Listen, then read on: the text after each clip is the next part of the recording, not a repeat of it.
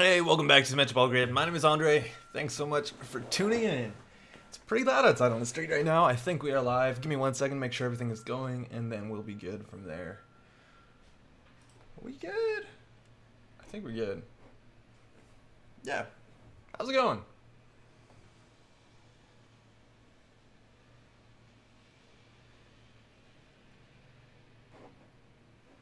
All right. Yeah, looks like we're fine. All right. Excellent, excellent, excellent. Just pause that.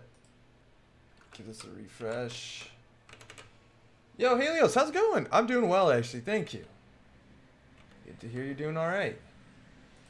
And almost there, I swear. Yeah, okay, we're good. Jar Jaros, how's it going? They're doing the garbage on my street right now, so it might be a bit loud. I don't know if you can hear that or not. Otherwise, how are you doing? Welcome back to Metropole Grid. My name is Andre. We gotta do this graphic real quick. Thanks so much for tuning in. Today is March the 8th. It is also International Women's Day, so good to that. And we're going to play some Netrunner tonight, because that's largely what we do. And a weird thing happened. This has never happened before in the history of us live streaming. Normally we start our live stream with the Decklist of the week on Netrunner DB, but for some reason it's the same Decklist as last week, which we're going to have to break convention here, and we're not going to play this one again. Not only is this Decklist technically illegal, based off of the new Most Wanted List 1.2 or 2.1, right? There's just, yeah, we're not doing it. We're gonna do something else, and we got something else lined up. System outage, how's it going? What's on that 3-2 agenda? Which one are you talking about? Only female runner IDs from Dardstar. I'm afraid that's not gonna happen, specifically because we have stuff planned. I don't know whether that's a good honoring of International Women's Day, only playing women IDs. Maybe, I don't know. That old screen shifting thing going on your webcam right now, what's happening? Or maybe my screen is just glitching out. Does it seem okay? Seems alright. Yeah, it's been a decklist for a couple weeks, right? Endless Mike, thoughts on Rain and Reverie? This is actually a really big deal. So for those who haven't seen it, maybe this is news to you. A new deluxe expansion was announced for Android Netrunner, which is kind of crazy because a lot of people thought there would be no more. And this was actually announced. It's also a really cool looking expansion on the basis that it represents all of the factions, including mini factions. So it looks like there's going to be an identity for all of the major factions, and then support cards for all the mini factions as well. And we saw a lot of like really cool agendas coming up, or not agendas, sorry, it's identities cards. DJ Fenris, my face might be blocking this. This card's kind of insane. There's some Wayland stuff. This looks really cool. I'm excited to see more. I think this is also a really cool product on the basis that it gives Netrunner cards for every faction, that it's actually really easy to recommend this to someone who's just bought the revised core set. Now, originally that was meant to be Terminal Directives kind of idea of what it was meant to be. It was meant to be like the second thing to buy after the core set. As far as I'm concerned, I think Terminal Directive, not only are the recommended decks now impossible to make based off of the revised core set and the core set differences, but it was just kind of, did not enjoy the experience. So I'm really excited for this. Stream is fine for me. Oh, perfect. Also, how's it going, Ninja Mike? This whole thing is glitching out whenever anything moves for me. You want to try refreshing that, Jar Jaros? I think things are okay for everyone else. Mad Dog says, super excited for Wayland deck with all the bad pub. There's a lot of bad pub to be had in the outfit. They also have Too Big to Fail, which is a cool card. You basically get 10 credits when you play this in the outfit, as long as you're fewer than 10 credits. So you can technically go from 9 to 19, which seems okay. Menno Faction says, first... you're a bit late. How's it going? Also, Hydropona's outfit hype. Just some silly wordplay on the agenda. 3-2. I see how's it going. System outage and YouTube asks, what's my take on DJ Fenris? This card's incredibly powerful. If you haven't seen it, this is what the most conversation has been around. You can host a Gmod identity on this card and get its ability. It's a one of in the deck, kind of like Rebirth, so you have to find it. It's a connection resource, which means you used to be able to tutor it with a card called Hostage, but that's no longer a thing you can do. I didn't think that would work. The list of Gmods is actually really good. This is a very compelling card for many reasons. All the Gmods generally are like the runners that have very... Maybe this is not true, but they have like very strong abilities inherently. Yeah, maybe that actually is a bit stupid. Maybe that's just most of these IDs are good. But the fact that you can take any runner and then make them into something like Geist is maybe not the most universally good, but the fact that anybody can be Haley Kaplan is kind of nuts. Even just Los is good. Max is really cool. Or the fact that you can be Max and also have the value of Steve Cambridge. Steve Cambridge is incredibly good. D-Mod on YouTube is saying put Steve in anything, and that's actually a really big deal. This is also a really big deal for anybody. It's one influence neutral for Adam, can become Adam and Steve, which is punny, but also great. Emergency shutdowns yelling Nisei. Yeah, Nisei, the Nisei runner is really cool too. Tarmus, how's it going? The camera is glitchy, but the screen is fine. Kinchin just makes you look like you're in net space. I don't know what's going on with that. It looks okay on my side. If more people are getting that, maybe I'll restart this. But the camera looks okay on my end. I don't know what's happening. Let me know if it's still messed up. Like one juicy MCA informant target. Yeah, that's actually a really big deal. Is if you can trash this, you put the deck far behind. So anything that trashes the connection is kind of be a really, really big deal. Oh, it has to be out of faction. Totally. That's totally worth mentioning. So you can't be Max into Reyna or whatever, but that's fine. Only Vulpus, how's it going? Hey mate, is your cam supposed to be in the middle of the screen? Yeah, largely. Generally, we move it when we do Netrunner games. Thanks for dropping by the way. That's what we're going to do next. But this is all really exciting, and I'm excited to see more of this. This also looks like it's going to be coming out relatively soon. I think we have 3 more data packs, and then it's this. So this will be out in like maybe 4 months. So that's pretty cool. And I'm excited that they're still doing it. It's kind of a problem with Netrunner is eventually there's too many evergreen things in the rotation. So if you want to be a new player and you want to be competitive, which again, you don't need all the cards, at some point maybe they start rotating expansions. Maybe they stop printing them. I don't know. Lavenders too, how's it going? I'm not too familiar with the current meta, but too big to fail seems OP to me. Trash cost is high and the window to trash, it seems low. Also, firstly, how's it going? Thanks for dropping by. I don't know if it's actually overpowered. The fact that it does give a lot of money, but you only play when you have little money kind of balances out. I would assume that something like this would actually be terminal. Generally, cards like this are terminal. I think the best value you can get with this is that you can do things like C-source into closed accounts, and you can spend all your money trying to give the runner 1 tag, and then you can close their accounts and then recover relatively quickly. But it's at least interesting where you want to keep yourself under 10 credits, and I find that to be kind of cool. We'll see how it is. It's definitely a good card. I don't think a lot of people are going to be trashing it. Paying 5 for the runner for the corp to lose 10, maybe that's actually worth it. NZS on YouTube, hello, one question. Will there be any more data pack videos, reveal discussion card videos? 100%. This pack I got last week ago. I was meant to do this unboxing on the weekend. Could not. Going to do it this weekend, so it should be out on Monday. Talk about Patchwork, please. Console is pretty strong. Yeah, if Patchwork is the console that lets you trash cards reduced by 2, it's pretty good. Good with the heat breakers. Good with most things. Good with Max, but yeah, it's definitely cool. There's just very good consoles in Anarch, and that might be an issue. We'll see, though. Happy Thursday, Janktivist. Checking out the new Deluxe. It looks great. What's the relationship between Fenris and DJ Fenris? Not entirely sure.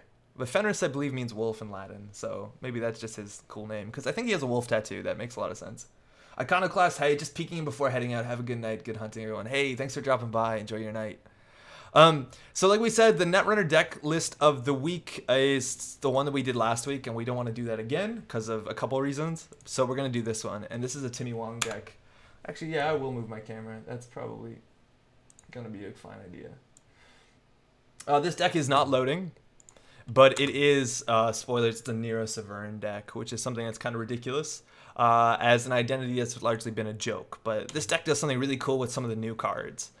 There he goes, Nero Severn. The other 45 cards are not loading, so we're going to have to largely imagine them.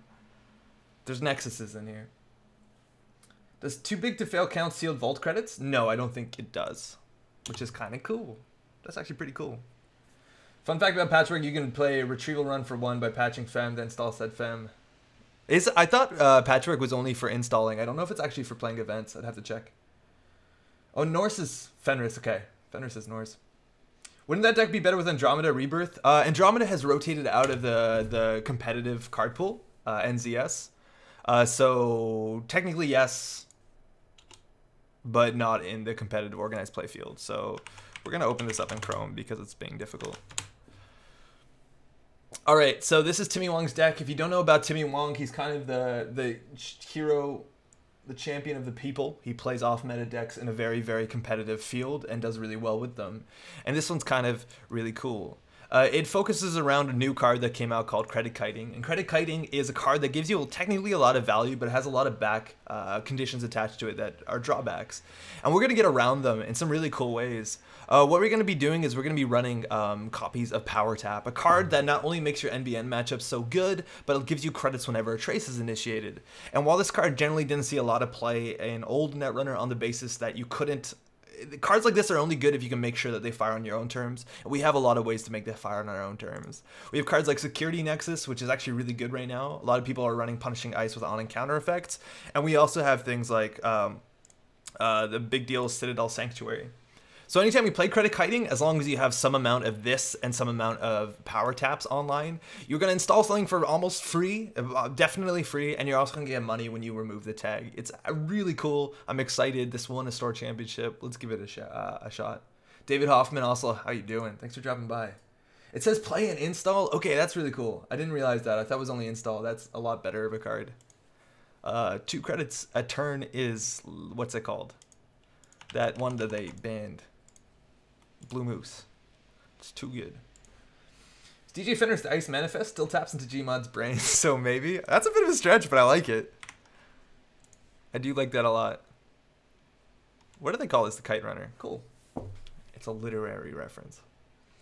Patrick is almost Blue Moose as long as you're playing cards. Exactly. It looks like nothing is loading. Oh, we got to log in, that's why. Huge shout out also to the people that work on Jinteki.net. The new pack has already been implemented a week after it comes out, and that's actually really good. How does this supplier supply people? This seems suspect. He has a lot of wares. I forget what his flavor text is, but it kind of alludes to that he might not be entirely in the white market. We're doing a runner deck here. The Kite Runner. So we are playing Nero Severn, and we got 45 cards. So our Breaker Suite is Fem and Amakua largely, and our Security Nexus. How do we win? It's largely getting turning wheel counters for free by running central servers with Jax and Claire and getting tags and credits. So we'll see how this goes.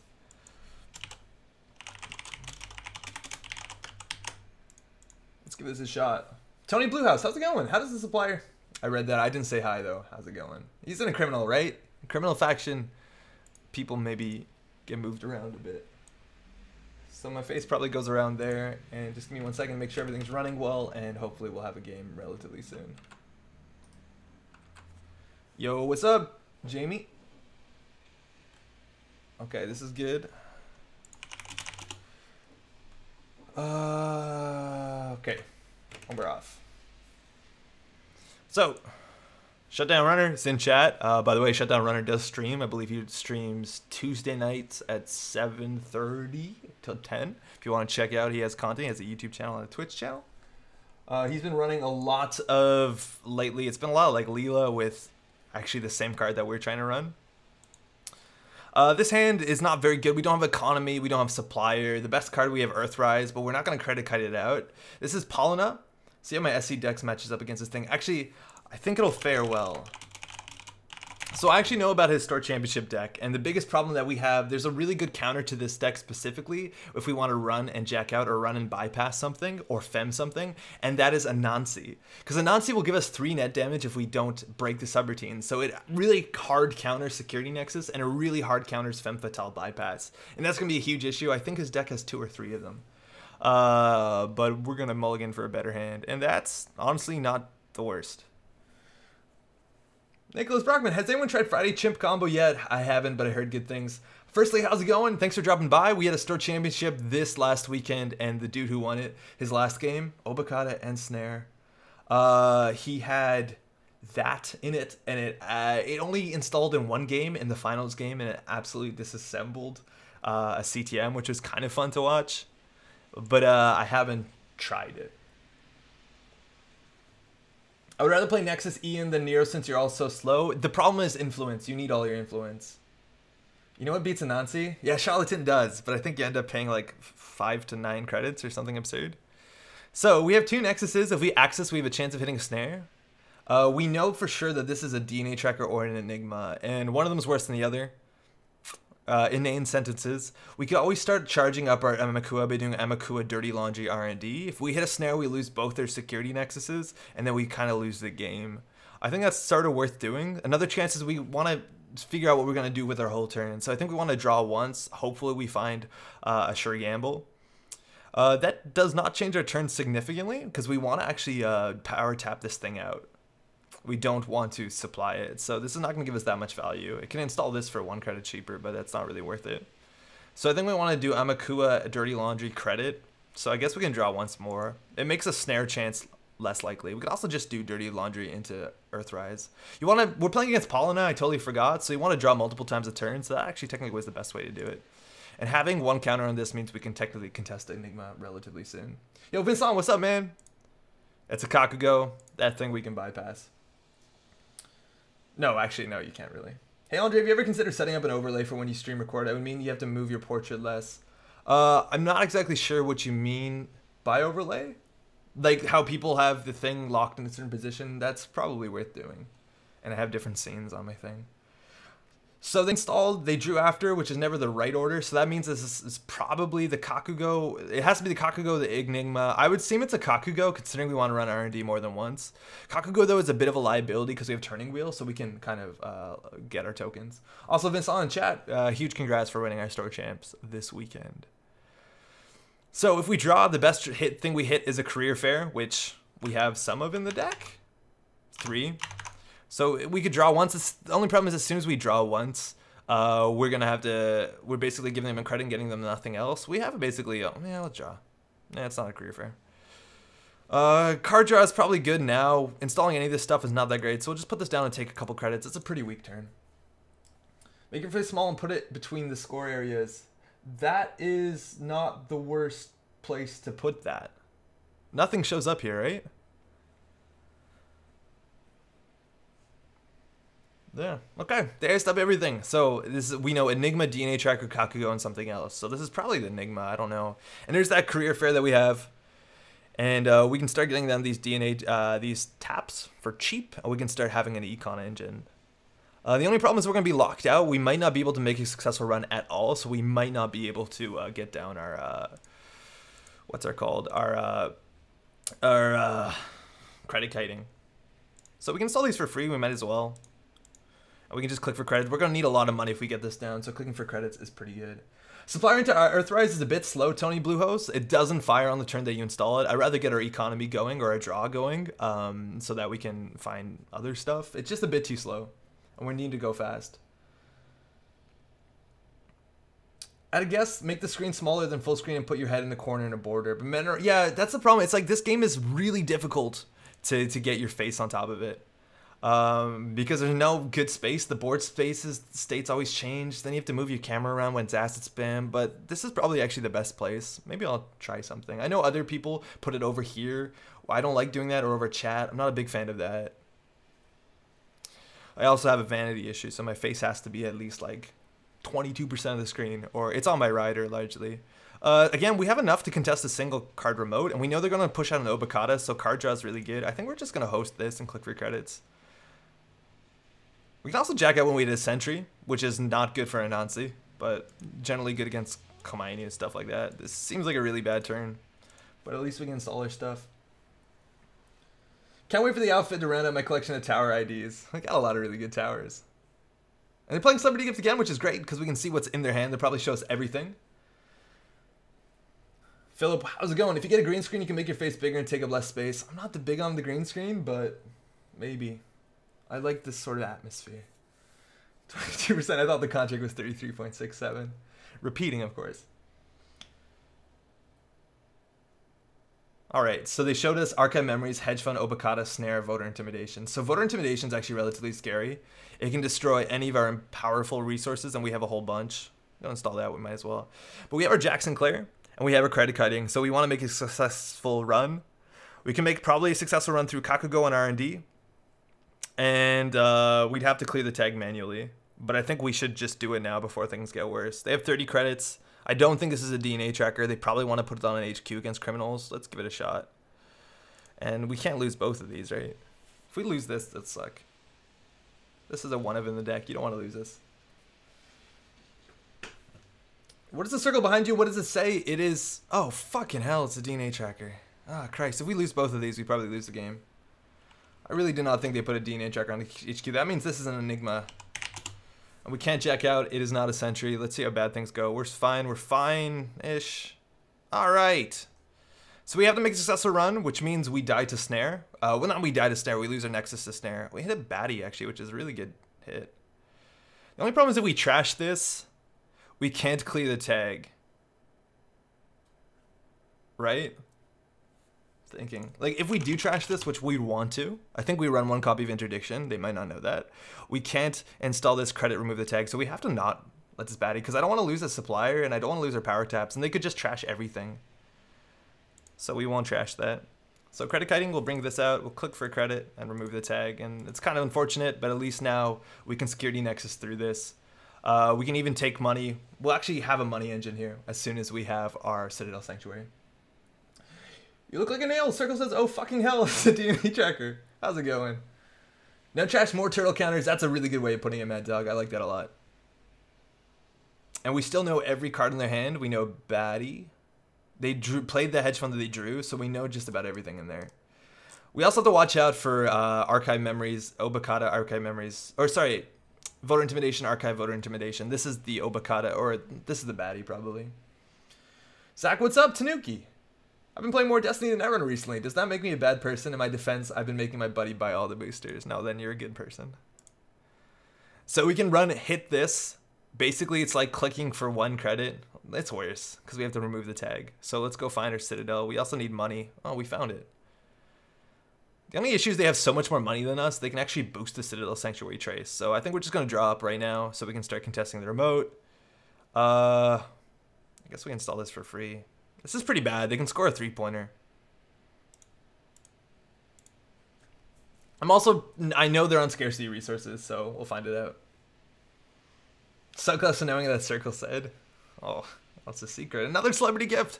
They should be drawing to rush their agenda at this point. Having money is actually kind of good against the DNA tracker, but if we just take a tag and end the run, it's not the worst. And they have Archive Memories, Fast Track, Obokata, Snare, Voter, and they threw out a card. So I don't know. I think they might be one of Fast Track Jam. They also might have made changes to this deck. They're already running Nisei tokens, which Nisei is super strong against the Nexus. But we definitely need money. So this fires, we get 3. This fires, we get 3. So we can get 6 credits, but they will probably give us a tag, and they boost the Citadel Sanctuary. So we can't really do that yet. I like cards in hand. We could install this, install it for 1. Probably ought to do that. Slow value. This is pretty slow. Yeah, baddie, syncopate. How's it going? Definitely in the server. And there is the scarcity. We don't have a current to turn this off. And it's going to be a while for us to take the agenda. So that's kind of unfortunate. I spot a king. I've recently started getting back to the game and just waiting for the Flashpoint cycle to arrive from Amazon. Welcome back. This cycle has been really good. Katara so far. Flashpoint has been a bit hit and miss.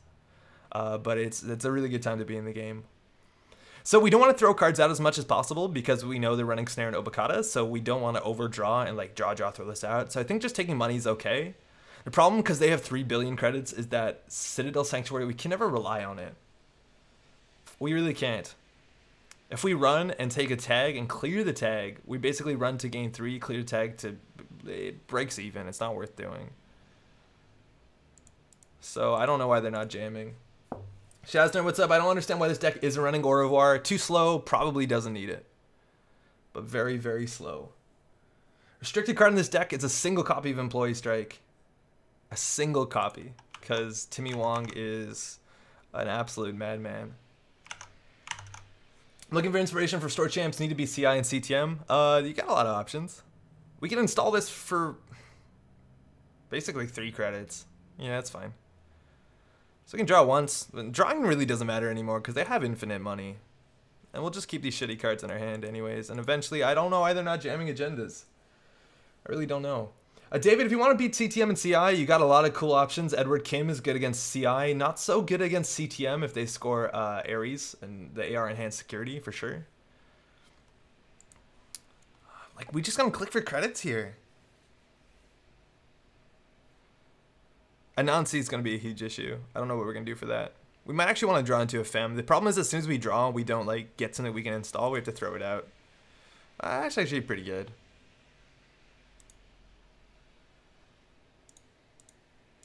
We don't have to install this for 3. We can wait. Timmy Wong would play Highlander Netrunner if he could get away with it. They just purged. That's fine. It lets us stop us getting through the Enigma. We don't need to install this. We just want to get credits because eventually, like, they're spending so many turns doing nothing while we're in a really bad space. They should be rushing out. I don't know why they're not just rushing us. Like, we have no breakers. We have 1 security nexus. This remote is perfectly safe. I don't know why they're not going for it. Yeah, Syncopate saying in chat, why doesn't this court push out agendas? I don't know. It looks like they're fast tracking for the Nisei, and they had that fast track for a really long time. Hey, it's Timmy's Decks, Infinite Jester. How's it going? I had the pleasure of losing against this on Sunday. What a pleasure it must be. So, this is an Nisei. If they score it, it makes our Nexus very bad. I think we're in a really bad state right now. We know this is an Enigma. We can start clicking it to get massive money. We can also charge the remote. Anansi's going to take a bunch of cards out of her hand, and we can't get through 2 ice, which is the worst part. But we want them to spend money, and their most expensive ice is probably on this server. Best case scenario is a DNA tracker. I think we'll just go for it. We'll see how bad this could be. Steven St. Louis, pretty sure Anansi just screws you no matter what. Yeah, 100% does. It's really bad. So they might spend a lot of money on this. They probably want to. This ice is probably brutal. If it's a sentry, we can jack out, take 3 from Anansi. So they're not boosting. That's cool. And we have 2 link. We'll continue. How bad could this be? Right? Like Marcus Batty, what kills us? Oh, that. Oh, that's fine. So we could go through this, take the 6 net damage. That we could, oh, we can't security nexus this. So they get that. That's fine. But now we are going to catch up on the money war, which is the best thing. We don't want to run anymore because of the nexus. So I think we just click for credits because eventually if they score this, they'll go down to 22 and then we'll have more money than them and we can start face planting and start using our economy engine. So we're okay. Things are all right. We know there's an Obokata in HQ. We can go find that. And we'll steal the Obokata. Okay, cool. We officially have more money than them, and we don't need to install this. No, we're fine. All right. Let's go get some accesses. Let's make them spend money. This is such a big issue. That's the Nancy, so this is the huge counter. So we can either let this fire, which I think we do, or we bypass and jack out. We're going to take the damage no matter what. Fire. I think we let this fire for sure. This card's nuts. It's absolutely nutty against bypass effects because it doesn't say when an encounter. It's not an on encounter ability. It's when an encounter ability ends. So if you bypass it, it still fires. So our options here is basically take 3 net damage and jack out and get some money, or basically pay 2 credits, draw a card, and take 3 net damage. So it's really bad. Mad Dog, install for Link to help Nexus Trace. We could. I wanted to keep our money up, but luckily now they're only on 15. We're in a really bad spot if we don't find our breakers. And we're not drawing, which sucks. Jack out with Nero, Ninja Mike, if we jack out with Nero, we still take the 3 net damage, so we might as well let it fire. Because we're encountering it, and if we jack out with Nero, then counter ended. So we'll pay 2 to draw 1. So now we have a lower chance of losing things. We have a lot of bad cards in hand. The issue also here is that we can't steal Obokata. We just don't have enough cards in hand. But we'll still continue. We also want a turning wheel, because eventually we can just hammer into one of these. But it's good that this is on HQ and not the remote server, I guess. I don't know. We can't even fem this. We have to actually break this. We died a snare here, so we're going to go ahead and do the jack out. Because we do die to snare. That's pretty unfortunate. Ah, there she is. Oh, interdiction. That's actually really sweet. They don't know that we have this, so we can actually get into the server if we really need to. As long as we can run the server twice, which means we need 1 Amakua counter. So I think we want to go get our 1 Amakua counter, which means that we should run this Enigma. There's a chance that there's breach domes in here, but I think it's unlikely. Oh, it's a new sound. New sound, end the run. The Trace 3, we can actually let fire. In theory, and we can end the run and get money off of this, I guess. Yeah, this is actually kind of profitable. I think we want this successor run. Let's Nexus it. We get 3 credits on this anyways. Yeah, what's up, Jim? Unless it's the Charlatan run. Yeah, sort of. Charlatan. Yeah, this card's actually really bad if there's no current. So, it's Trace 3. We pay nothing on this. We could have chose to get the tag. That's can be an issue. Only thing they can avoid the damage is bypass on approach. Yes, most bypasses in the game are on encounter. But we want to get our Amaku up so we can charge this remote. So please no Breach Dome. We want both of these cards very dearly, let alone any card. And it looks like they threw out the Voter Intimidation. I'm super surprised. I guess they have the Archive Memories, but that's a really, really good card against a resource-heavy deck. Okay, now it's an issue. Now we probably can't get through that remote. But at least now we can start building counters up. And Distract the Masses, paying 2 to recur cards. I think they'd rather go faster. And they got 2 cards out of HQ. So they actually maybe got the Obokata out of there, which doesn't make that much sense. So I don't want to play this. I want to play a Turning Wheel. I think we want to play it now while we run R&D. We do get damage to Snare, but at least if this is a non-C, we're going to feel really dumb. Oof. Oh, it's a new sound. Okay, so we can just take the tag and the run. If that's the case, we still have a security nexus to run archives, and we want to do that. This is probably a really bad res, because it gives us to counter. We can now get 3 more credits and remove the tag with Citadel Sanctuary. There's so many reasons why this is not going to go well for them. So look, we just gained 3 credits. We have a tag.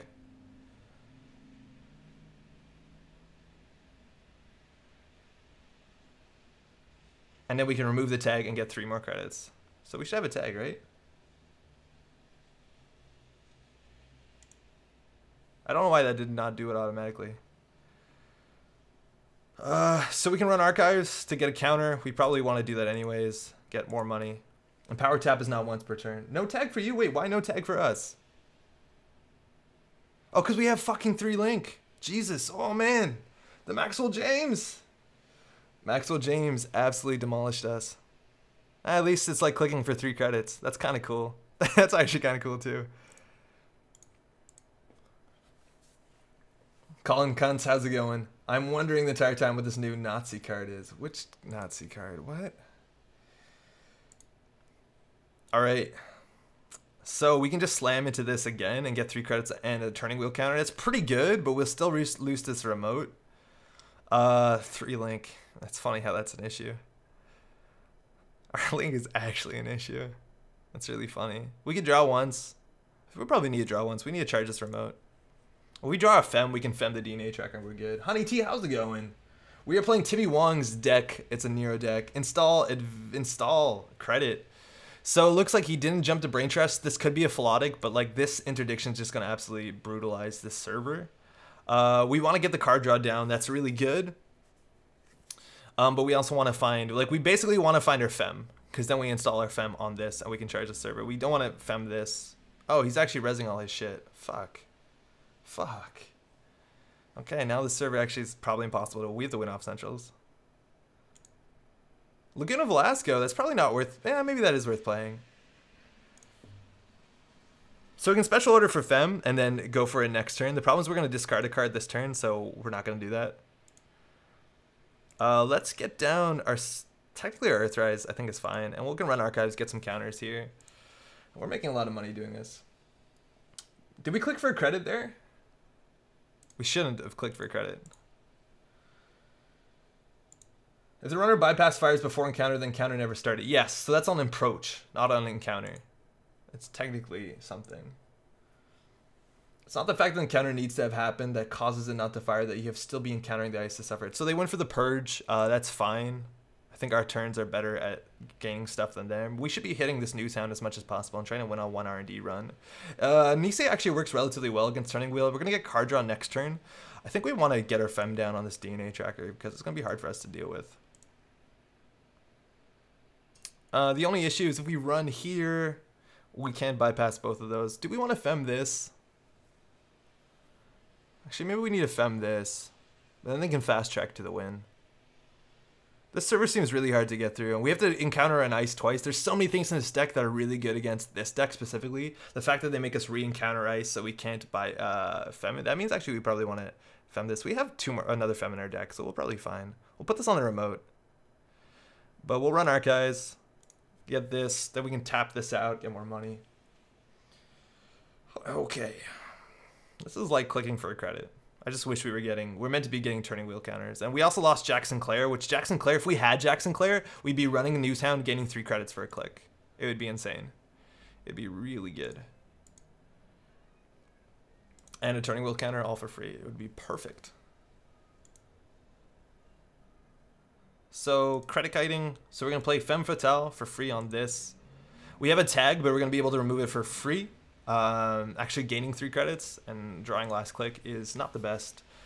But this is another trace for Citadel Sanctuary, and we're off.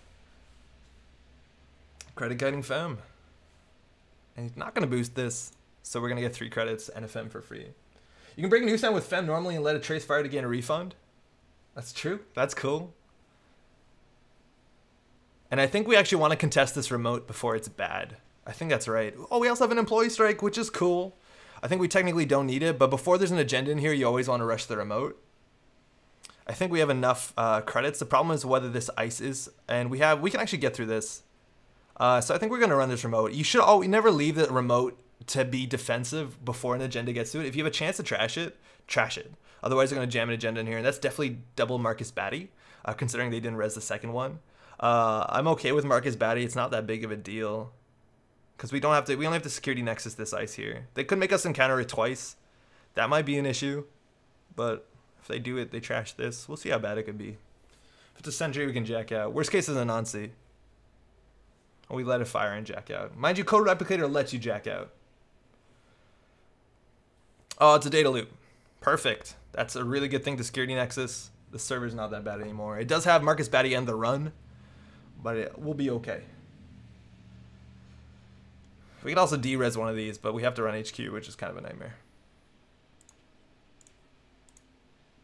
Alright, so we bypassed this, because this is when the runner encounters, as opposed to when the encounter ends, so we don't actually have to deal with it. We femmed this for 3, which is really good. Oh, on which one? On the data loops. So Jamie here is going to be using the code replicator so that we have to re-encounter an ice we pass. So that's going to put us back on the data loop.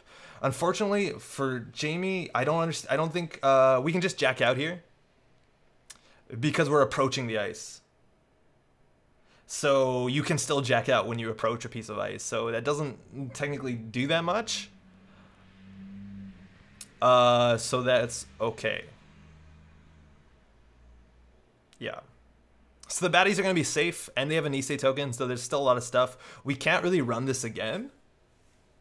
We want to fem this. We can't exactly run this again, because this will end the run. Unless we get this up to strength 4, which we can't. I guess we could conceivably do it this turn. Let's go run archives a bunch.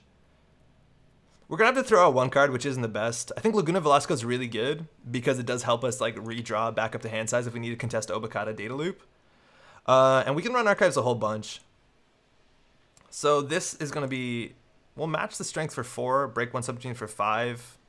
If we can break this for 2 and get 3, yeah, I guess we'll go ahead. Let's get some counters first. Oh, yeah, so 4, 5, and then we can fire the trace. So it's breaking for 2. Can you jack out actually? That's the outermost piece of ice on the server. You can, because it's only the outermost piece of ice. It's not the outermost piece of ice, it's the first ice. Now the first ice is usually the outermost piece of ice. But not always the case. I don't think the rule is you can't jack out on the outermost, is you can't jack out on the first ice that you approach. We could also run into here, gain 3, and get a counter, but I want to get our turtle up so that we can even contest this with the turtle.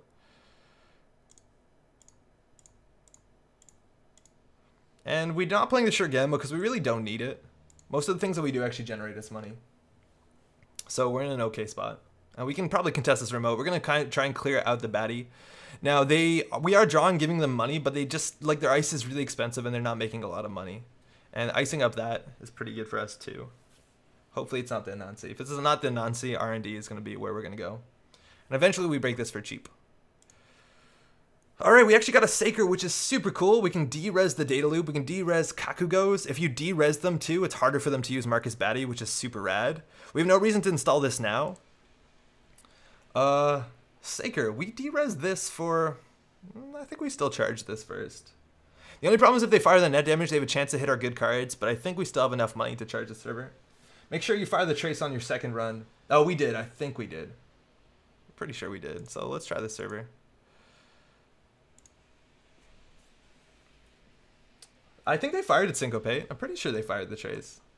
Yeah, power tap happened twice that turn. I think we're good. Maybe we goofed it, I don't know.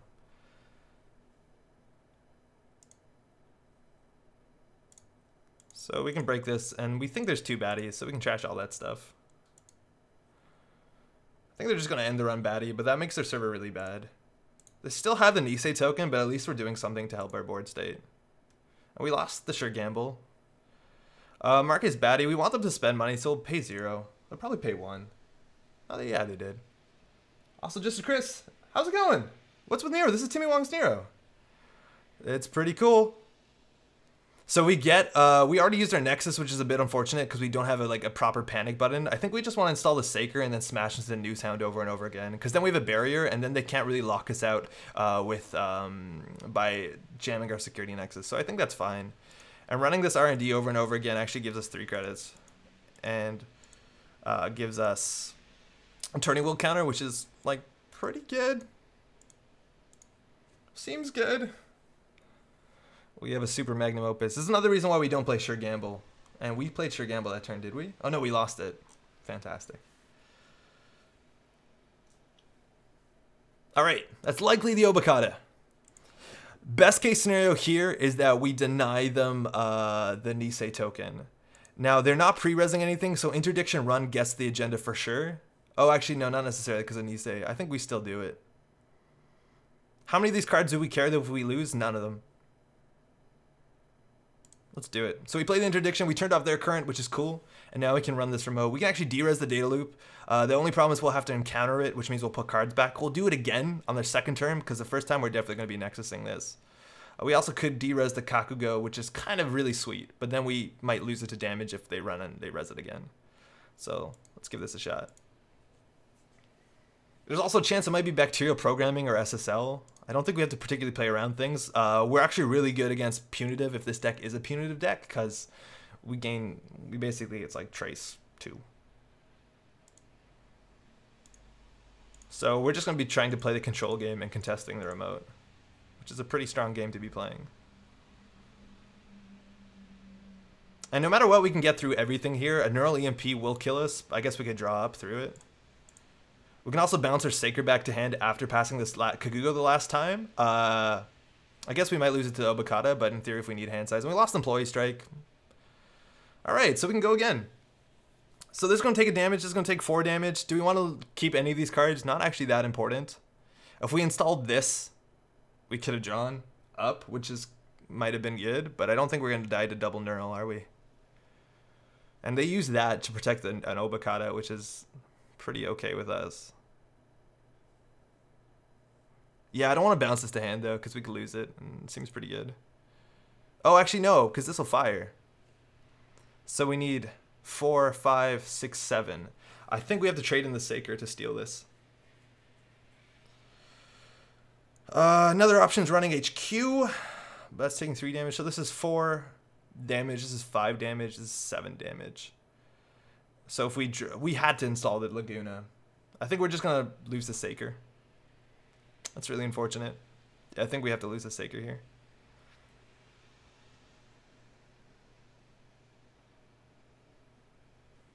I think we want to de-res this. There's a couple options here. Saker does the Kakugo damage, does. Oh, Saker does beat the Kakugo damage, so you're right, so that's 4, 5, 6. 3, 4, 5, 6. So we'll keep 1 card. The chances of keeping the Saker is super unlikely. The other options, we could Saker this. We'll still lose the 2 cards and then not Saker that. That seems strictly worse. I think we just run that, and then we can't die to single Neural, but if they do Neural, Archive Memories Neural, we die. Super unlikely that a deck like this is running Neural EMP. We only have to break 1 subroutine here. We're going to put 2 cards on top of the deck. Yeah, we can protect 2 cards. What's the best cards that we have? I guess Information Sifting has value, and none of these other cards are actually that good otherwise. I guess we'll just keep the Econ card, but we really don't need Economy anymore. Like, we have Click for 3 right here. 1, 2, 3. So this, we're going to break 1 barrier, and we're going to de-res it to put the bird back in hand, so we don't take a damage, and we have a 20% chance of keeping it, which is not great, but it's something. Maybe this isn't an Obokata. It's an Obokata. We lost the bird. That's fine. We're playing on hard mode, and that's the baddie we thought it was. End turn, don't die. If we did install this Laguna, we'd be in a lot better place. But we'll install it this turn, and then we can just recover and then smash some credits in. Because they have no... This remote just got really crappy. Andre, have you noticed yourself doing the mustache twisting while thinking now that you have a beard? I actually do that a lot. I do it a fair bit. Totally just... It's like a habit. You touch your face. I'm not that Machiavellian. And Archive Memories is coming back. Might be the voter intimidation. Maybe they want to trash your Laguna Velasco. That wouldn't surprise me. It's a fast track. Fast track into Philotic Entanglement. So now every face down card we have to run. The problem is we can get into the server. Like we can... Oh, we can't actually install Laguna Velasco. Interesting.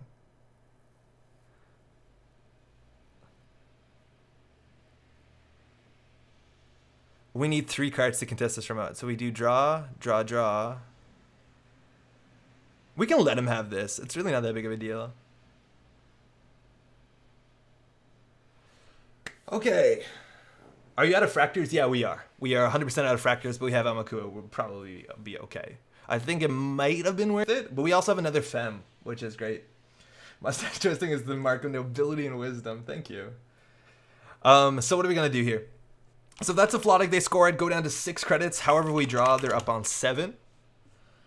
We can't get through this. If we want to get through this, this is 2. Actually, no, we can Fem this. We just have to get through that. That's 1 damage. Oh, we can get into this. There's a chance that this is a snare, though, and they're like doing what you call in the game of Netrunner a good play. Like a sneaky play, a Yomi. So there's a chance that this is a snare. So I don't actually think we can run it. Because if it's a snare, this doesn't matter, but we need to keep 5 cards in hand so we don't die. Or a snare is, sorry, 4 cards in hand so we don't die, and that's just 1 card too few.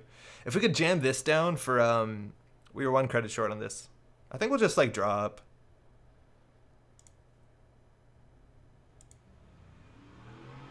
And we want to make sure that we install this next turn, so we can draw up, and we can just run R&D, get the turning wheel, and take 3 credits. Technically, the trace on this would fire, because there's a current. Or whatever. It's a ruse. I think it might be a ruse. Oh, it's not even a ruse. Ah, fuck. So we'll take 1 damage here. That's fine. We lost the Sifting. It's technically the best card in our hand.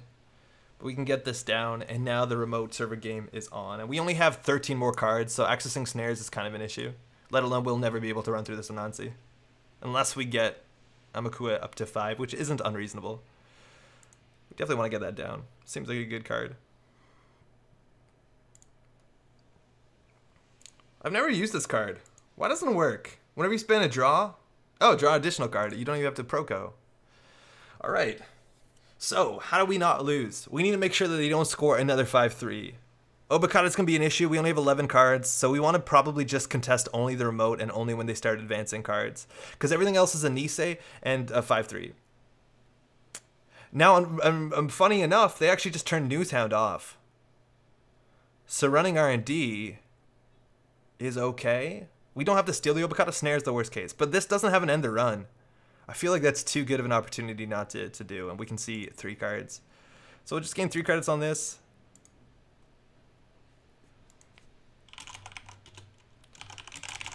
And now we can trace this. Gain 3 more credits. Or technically gain 1 credit. We could also just like jack out here. Or hit the end of the run and then gain more money. But I think we have enough money here. So we're going to pay 2. Because we can always just slam into this and jack out and get turning wheel counters. We might actually wanted to do that in the reverse order, but the chance of us hitting snares is a lot higher, so maybe this is not wrong. So hopefully we hit a Nisei. So scarcity off the top, that's fine if they draw that. A Nisei, that's the best. We actually could win here. A Newshound, that's also really good for us. So we know the next 2 turns, basically, if they jam an agenda, they have to have had it in HQ. So I think all we want is money. Because we have the card draw card. Scarcity doesn't really matter. It makes the Newshound better, but I think we're just going to run R&D and jack out.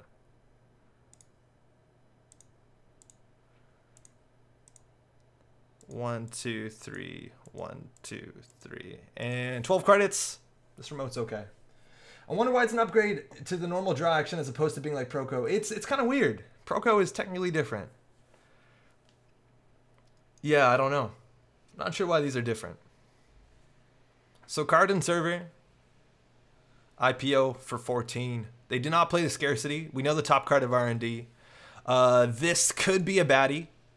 Again, we only have to run the Obacadas. If they score another Nisei, it's just kind of value for them. So I think we can just get our money off of on this over and over again. Because we get a big turning wheel, we eventually win. Because they have to stop this.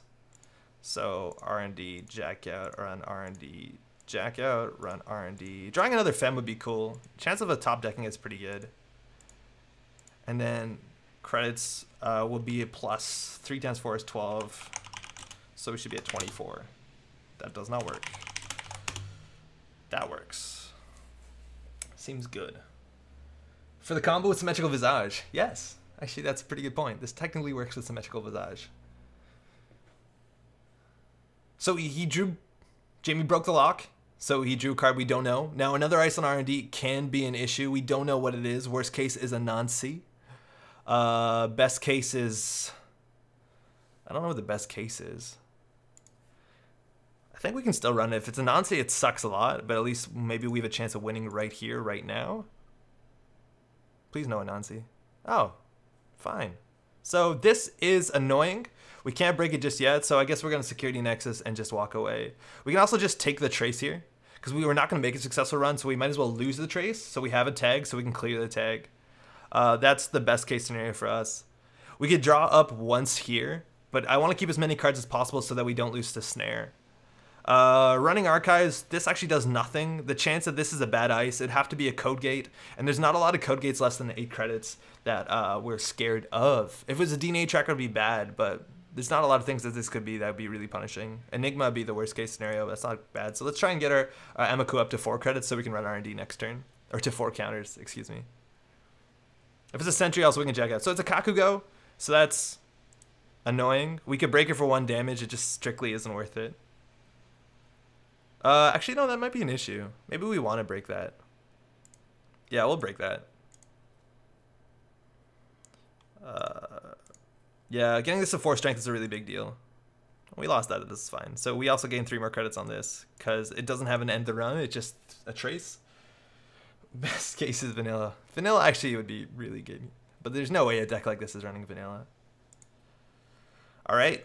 So we could double draw, which is bad. We also didn't draw this turn, so they don't get credits. And they can't even score agendas. Like, they have to click for credits or purge. Purging is probably what they're going to do.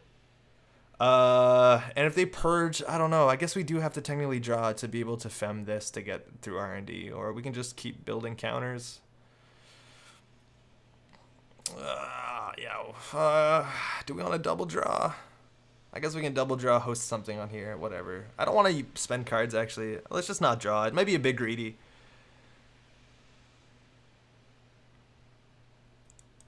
Rough. And it's almost impossible for steal an Obakata behind this Anansi. Anansi's so good. So it's Trace 3. We removed a tag and gained 3 credits. Such value. If we had Jackson Clare, we'd be hitting an ice here, gaining 6 credits. And they just can't score. I'm worried about Snare. Oh, they didn't purge. Fantastic. So we can probably just win here. We can double draw. Or we can just run here. So we'll run R&D. Oh, this is a Cyberdex Virus Suite. It's technically annoying. So we wanted to draw there so that once we put 2 cards back, we don't, we'll put that one back. That's technically the most valuable. Technically, we should put this one on the bottom so we don't lose it to Breach Dome. So we'll put Gamble on top. What do we not want to lose? This is technically our best card. Encounter. Yep. Yep.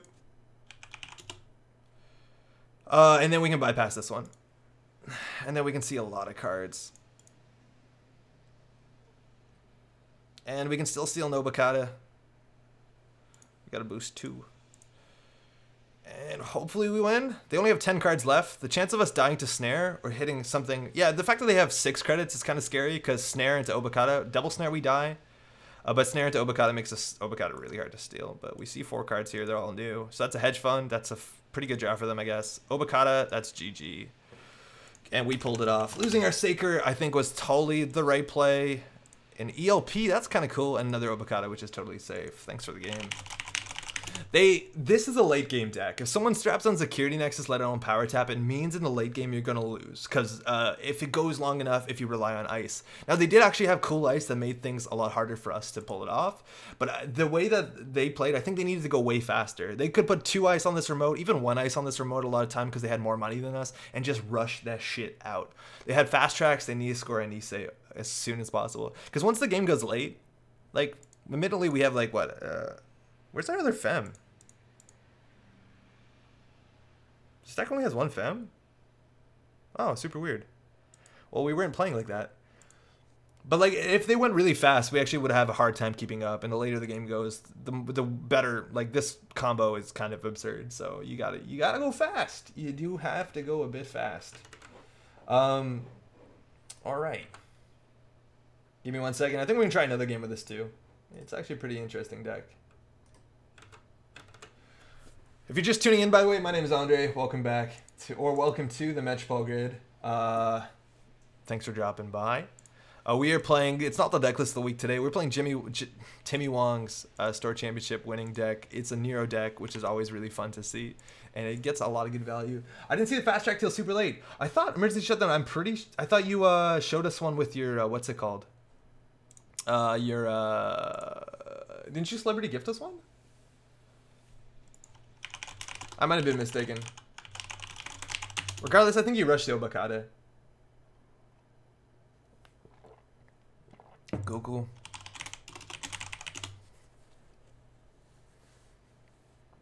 In that case, yeah, maybe you just spend 3 clicks drawing and you throw out your ice. Maybe you gotta draw it. The Nisei is such a big deal. Because like trying to Nisei into that remote is really hard. Oh wow, cool. So we're playing against Asmari Ed Tech. They probably just call resource over and over and over and over again.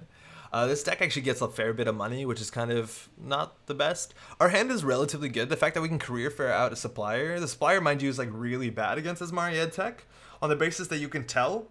The best case scenario is that you put 1 hardware, 1 resource on it, and then they call hardware and you install the resource. So they call resource and they install the hardware. If you haven't seen this ID, it just came out this week. It's a 40-15, and it says at the end of your turn, name a card type, and you gain 2 credits if we install a card of that type first time a turn. So this hand is kind of cool that we have the Nexus. Nexus is really good against NBN with cards like Toll Booth and Data Raven. IP block also kind of matters if we install our Amakua, but the rest of this deck sucks. And if they're playing an econ card like this, a deck, we might need hard-hitting news money and stuff like that. So we'll mulligan into a gamble. We can do credit, install casts, and that's probably good enough. We'll see. They'll probably call resource. Almost everyone calls resource. They also might be playing the new agenda, Degree Mill. Oh, scarcity. Oh, fuck. This deck runs a couple currents. Whoa, what the heck is that? What is that? Why would you install an agenda if you install scarcity? So they named resource. Do we bite on this? Like, worst is it's Explodapalooza, and then we also click up for 4. What could this be? Oh. No, it's just as bad. Yeah, they gained 4. It's just like an Explodapalooza, so we can just click for 4. Okay. Yeah, that was really strange. So they didn't get a lot of value out of that. They basically installed and clicked a credit, so they spent 2 clicks on 1 credit for 4. It's not technically a lot of value. Yeah, we can't still the Degree Mill. We need cards installed, so maybe that's what they wanted to do, but we'll at least go check it. So they named resource again, and these are 5 a pop, so we basically find our current or we bust. This card is absolutely absurd. Scarcity. This is also as an additional cost. It doesn't actually increase. Oh, it increases the install cost, which means you can actually like career fair or credit cutting things out. In case I ever forget to click it, always resource. Okay. All right. So we need to find a current or we lose. We need to find a current or we lose. None of these cards are playable. Scarcity resources is absolutely absurd. They stole our click. Yeah, they did steal our click. Maybe there's some value in that, but you want to put that behind ice a lot of times. That might mean their hand is terrible. Maybe we just want to run HQ because we're going to throw these cards out. They're garbage. We just can't install them. We need to turn this off. MC Austerity Policy. This looks like it's Big Boy's deck, which is running only SSL and running... oh, sorry. No. Fuck. and running SSL endorsement and degree mill. We can't steal degree mill. Oh, we got both of those. That's actually really good. We're weak to hard hitting news, but if this is, and this looks like it is Big Boy's deck, especially because they say only say resource to turn 20, there's actually no hard hitting news in this, so I don't care. Okay, well, so much of this stuff is just absolutely unplayable. Absolutely unplayable. This turns this off, which is kind of cool. Maybe we have to do that. Yeah, that's probably the best play we have. Yeah, they really have no punishment for tags or anything. Big Boy doesn't have scarcity? Oh, fuck. Oh, shit. Are you sure? It seemed like Big Boy would have scarcity in his list. And so they drew 3 cards that turn, played a hedge fund. So little we can do here. I mean, scarcity is so good it doesn't matter, but playing scarcity, always calling resource seems anti-synergistic. I think you're right, Espada. It's actually a really interesting point, is that the fact they're never going to get their money because they're never going to install a resource. Like, they probably should play scarcity and just call event. Because the chance of us playing a resource is super low. Okay. This sucks a lot. Korean, why scarcity promotes resources waiting in hand? Yeah, but we're probably throwing them out. Like, we're going to start throwing out our resources. Like, we're just never going to play half this stuff. Like, installing a daily cast for 5 to gain 8 while giving them 2, it's not going to work out for them. Yikes. What the hell do we do? I think there's, it's find our current or lose. We have 2 currents in the deck. This might be a deck construction problem. It might be a current problem, but, yeah, we literally have no plays. We can credit kite this out, funny enough. Like, fuck. Never gonna install that. This is a good card because it lets us install this, which in theory lets us install that so we can recover. So that's like our best line of play here. This card's more important to the deck than Jack Sinclair. Credit kiting is actually kind of cool. I guess we can keep 1.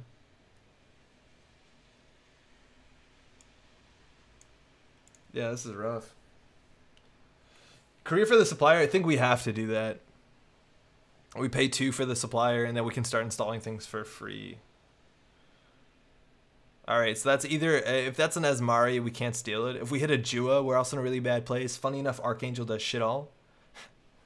But if this is a Jua, it makes our turn really bad. I think we'll still check it. We might as well. I guess if it's a toll booth, they can't score it. We'll have no money, but it's not much better than 3 credits. Yeah, it's a toll booth. Great. Well, they can't score either, so. I don't know. We just need to turn this shit off. And we can only steal half their agendas. Yeah, it's a degree mill. We can't even steal it. So if this is the SSL, we're in a really bad spot. Yikes. Oh, boy.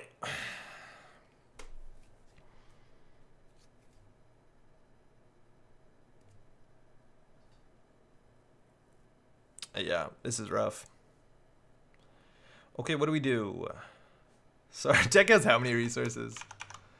21. Okay, might be an issue. So we can go ahead and this career fair out the supplier. As soon as we install a resource, they get money, so they can start that out. But I think we have to start it out. And this costs 5, so we career fair it out. It costs us 2, and we can start hosting things on it. Once this comes down, it'll come down for 3 credits, so we still can't score it. I guess Dirty Laundry is our best draw here. Ooh, a fem. Fantastic. So we got no choice here. And they gain 2 credits. Hey, Apathy, what's up? Playing Nero tonight? We are. This is Timmy Wong's Nero, and they're going to be on 6 points real soon. Good evening, Running Parallel. What's up? And that's the SSL. That's the worst. We wanted to turn off the current. We could install a card. They don't have a lot of money. Just naming resource. Power tap. Ooh, we're almost on combo town. Yeah, we just gotta. Eventually, we can fem this and steal the card and return our fem to hand, and it'll be really good. We just can't contest with this. Yeah, this is really bad. This is super, super, super, super, super bad. Supplier, I can get you anything and guarantee the best prices in town. Well, not entirely. I guess they are technically the best prices. Now, the problem about them being on 3 points here is that every card that they can install face down and don't advance has a chance of being, what's it called? Hive Mind? Or what's it called? I think it's called Hive Mind? No, that can't be right. That's a runner card. Echo Chamber. And that's how they win.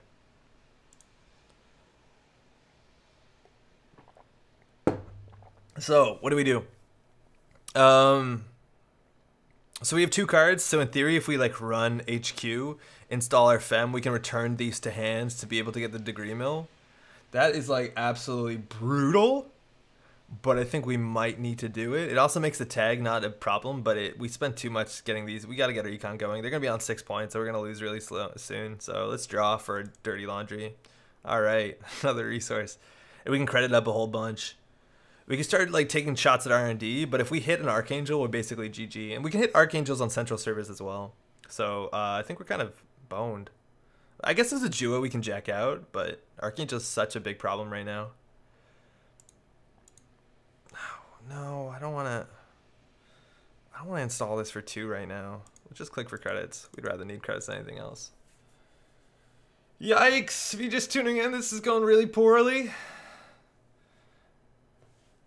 There's like a game at Worlds where it's like that scarcity turn 1. It was this one of in the deck absolutely won. Oh wow, they have the Degree Mill in hand, so at least we can maybe win.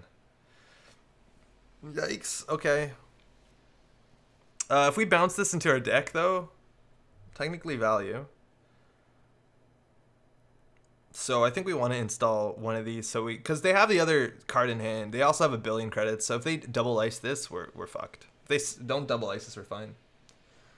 Hey, Hasteroid, what's up? We're playing the top 3 decks, I see. I don't think Asmaria Attack is bad, but this is technically a good deck. Will it be better at 419? Probably. Is it even better in Steve Cambridge? Maybe. I'm not convinced you actually need this ability. Steve Cambridge would be relatively cool, because you can recur a lot of your good cards. So it's resource. Again, it doesn't matter. They gain 6 credits at the beginning of the turn anyways, and they have the winning agenda in hand. So we need to get cards down so we can steal the Degree Mill. So we'll just go ahead and host the cheapest card we have, which is apparently Power Tap. I guess we can draw it once. Oh wow, that's current. Doesn't really matter this turn though, because we're just going to steal this agenda anyways, so who cares? Silver Bolts are the worst. Scarcity isn't the only card that can do that. No. Yeah, there was one game that was technically won by Scarcity in the finals, and it's like not also fun to watch, which is the biggest issue. Is like it's either turn off an agenda, which is really hard, or play your own currents, and some decks just strictly don't do that. All right, so we have another turn. So we can install this. Fine. Oh, now we can't get into this remote anymore. You can run Fairy and Steve. That's a cool thing to do. Also, Timberlake, what's up? But we can technically turn this off. Do I want to? Not really. Doesn't matter that much. Oh boy. So how do we get to this remote server? We don't have inside job. I guess we could draw, what's his name? Maxwell James. Or we don't need to.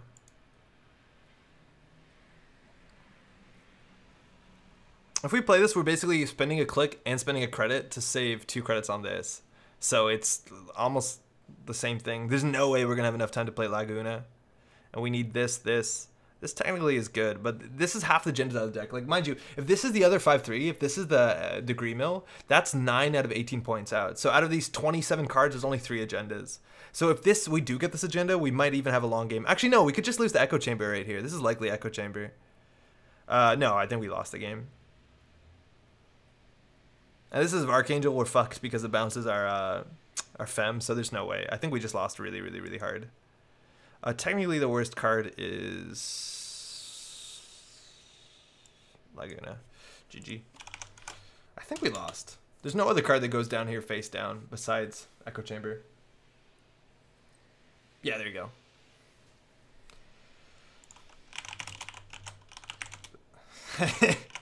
No worries, that was rough. You like this NBN deck a lot? Yeah, it punishes a lot of resources. The thing is, though, I expect every runner in the competitive meta to be running at least 3 currents. It's either Employee Strike, some people are playing Rumor Mill, some people are, a lot of playing are people Hacktivists, now Corporate Grants came out. So I think strategies that rely on scarcity are probably not that good. And on that note, we're going to go move off and start playing what we wanted to play this evening, which is decks with Corporate Grant. Draw to compete in a current war situation. Mad Dog, that's what I'm kind of worried about. I agree in that. So this is a card that was just printed in the last data pack. We're going to do an unboxing of it relatively soon. It's called Corporate Grant. And this might actually be kind of a big deal. Mopus Scrubs. Is that this card is Econ Denial. It's Econ Denial against the Corp. Except it's totally non-interactive. It's absolutely non-interactive. It is also only 1 credit to play. It's a really good current. It turns off scarcity, which is a really big issue for a lot of runners. One of the criminal runners is actually really good right now, but is punished the most by currents, specifically like scarcity, just like that last game was Geist. And now the deck list isn't loading. Please work. It'd be cool if you worked. Like, buddy. Come on. Come on. Oh, okay, that might be why. Because Elon's a lot of resources, so you gotta turn it off. And Corporate Grant's also really good in any deck that wants to install once a turn, let alone even if you install on the corporation's turn. That's like a really big deal. And the one runner probably in any faction, let alone criminal, that wants to do this a lot is Steve. I keep saying Steve, Geist. Geist has a lot of cheap cards he wants to install over and over and over again. Also on top of that, he has Street Peddler, which lets him install on the Corpse turn, which is kind of cool too, so you can get more money out of the Corporate Grant. So this is our Monster Hunter deck, which is just a basic Geist deck. We're playing 3 Corporate Grants to try and get as much value as we can of it. We are also trying something really new, which is Bahali, which just came out, Break the Last Subroutine, Unencountered Piece of Ice, Trash, and Kongmato.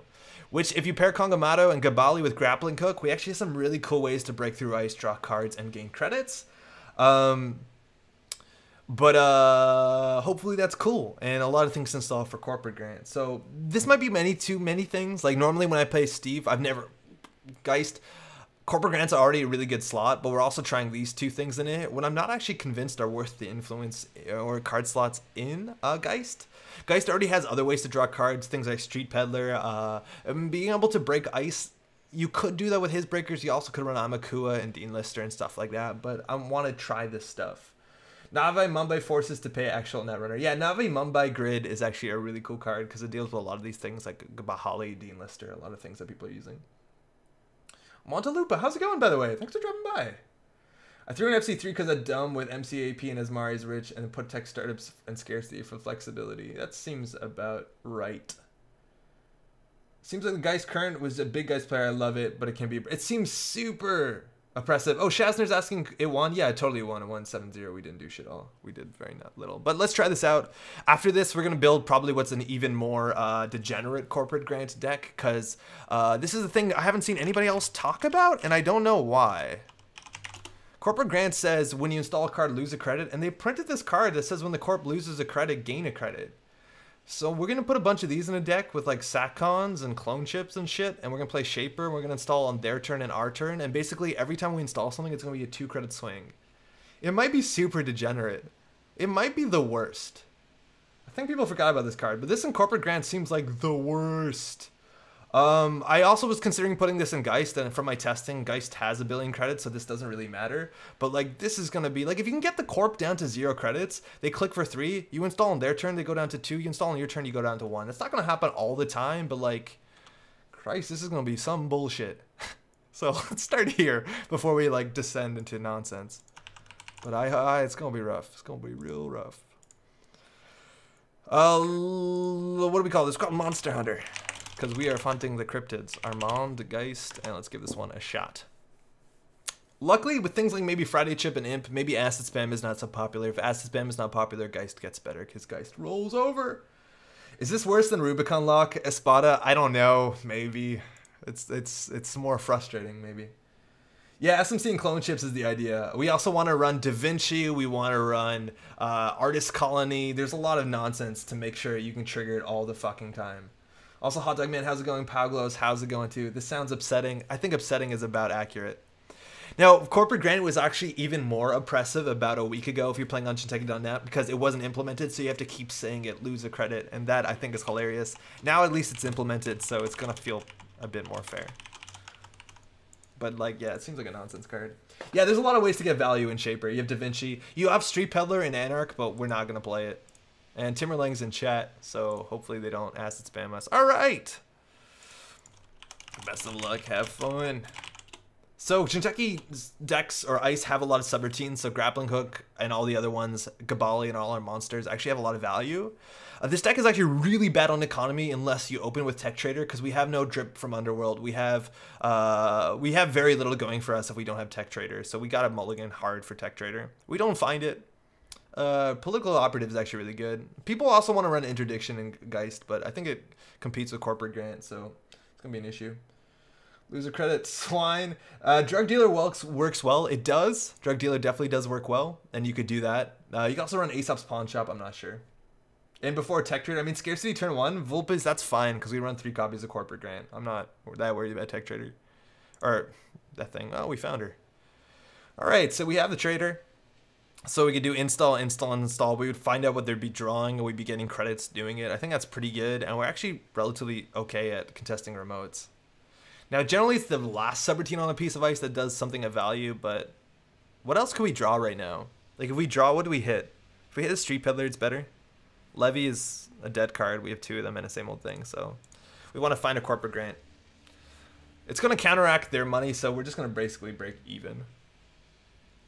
And there's that scarcity, so basically we lose if we don't find we basically lose if we don't find 3 Corporate Grants. So it's a bit like, well, 1 in 13 chance of top decking it. If we play Street Peddler, we can't play it because it's a resource.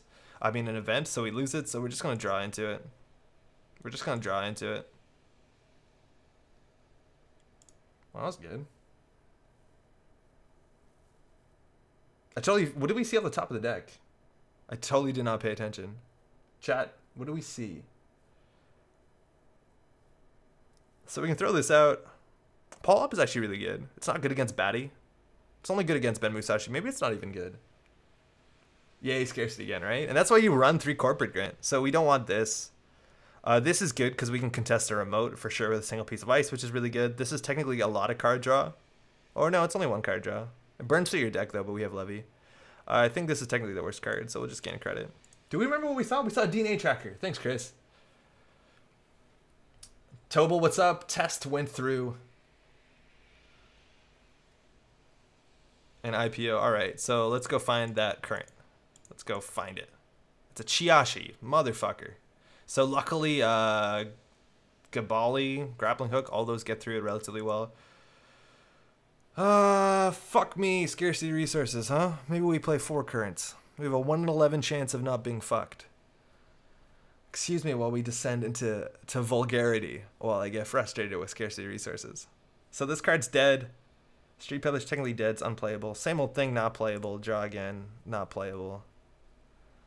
Alright, so we can install one of these cards for 3 credits. Street Peddler's not that bad, I guess, because we have same old thing, but we're paying so many credits just to get the Corporate Grant off. Yo, Remy, what's up? Also, Tobo, what's up? This is yeah, scarcity resources, right? Like, fucking hell. And maybe the problem was that we put 22 resources in a single deck. But like, what the fuck else are we gonna do? We just gotta find a Corporate Grant. That's not a Corporate Grant. So what do we not want? Mad Dash, we don't want. We don't need this the first time around. Street Peddler's a really cool card. This card we have 2 of in the deck. I think we can go down to 1. We only had 2 on the basis that this deck used to have Underworld Contact, so maybe that actually is a mistake. It does help you get more value out of these things though, because you can D-Res Ice. Same old thing. If we lose our Levy, we need this, so let's keep it. We go down, I guess. Are we having fun yet? Mission for tonight should be a runner with 0 resources. Yeah, it's we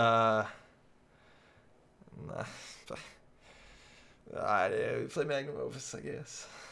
All right, card and remote. No idea what it is. Let's go find our fucking current. All right. Okay. Good. Good. This is actually worth installing. Fall Guy is technically credit neutral. It's like drawing a card. Oh, it's better than credit neutral. We should have installed it. That's fun. So what do we want to keep? This we want to keep. This we want to keep. This we want to keep. This is technically really important. So I guess we're gonna throw out. Yeah, it's not enough value. Keeping the same old thing might be strictly wrong.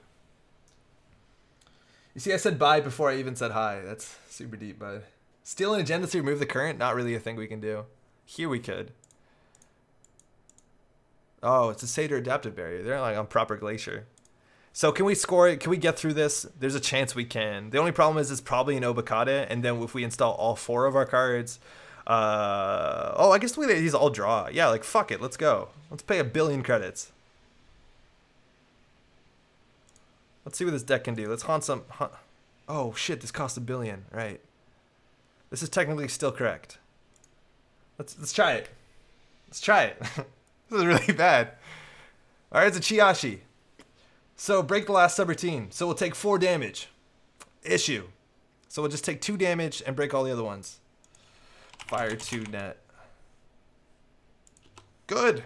Probably can't steal Chiashi anymore. At least we're gonna make them spend a lot of money.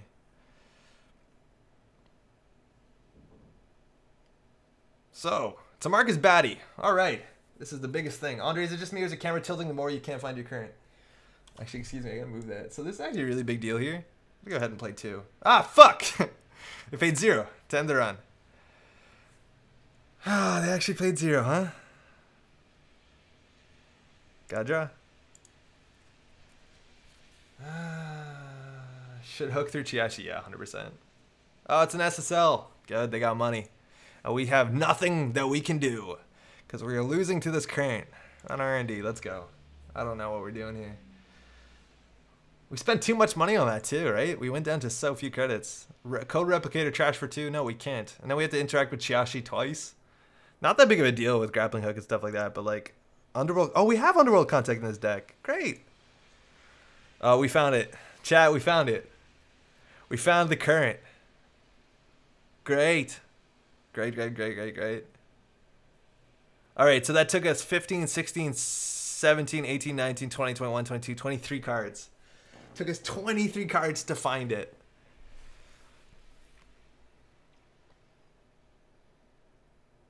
Okay.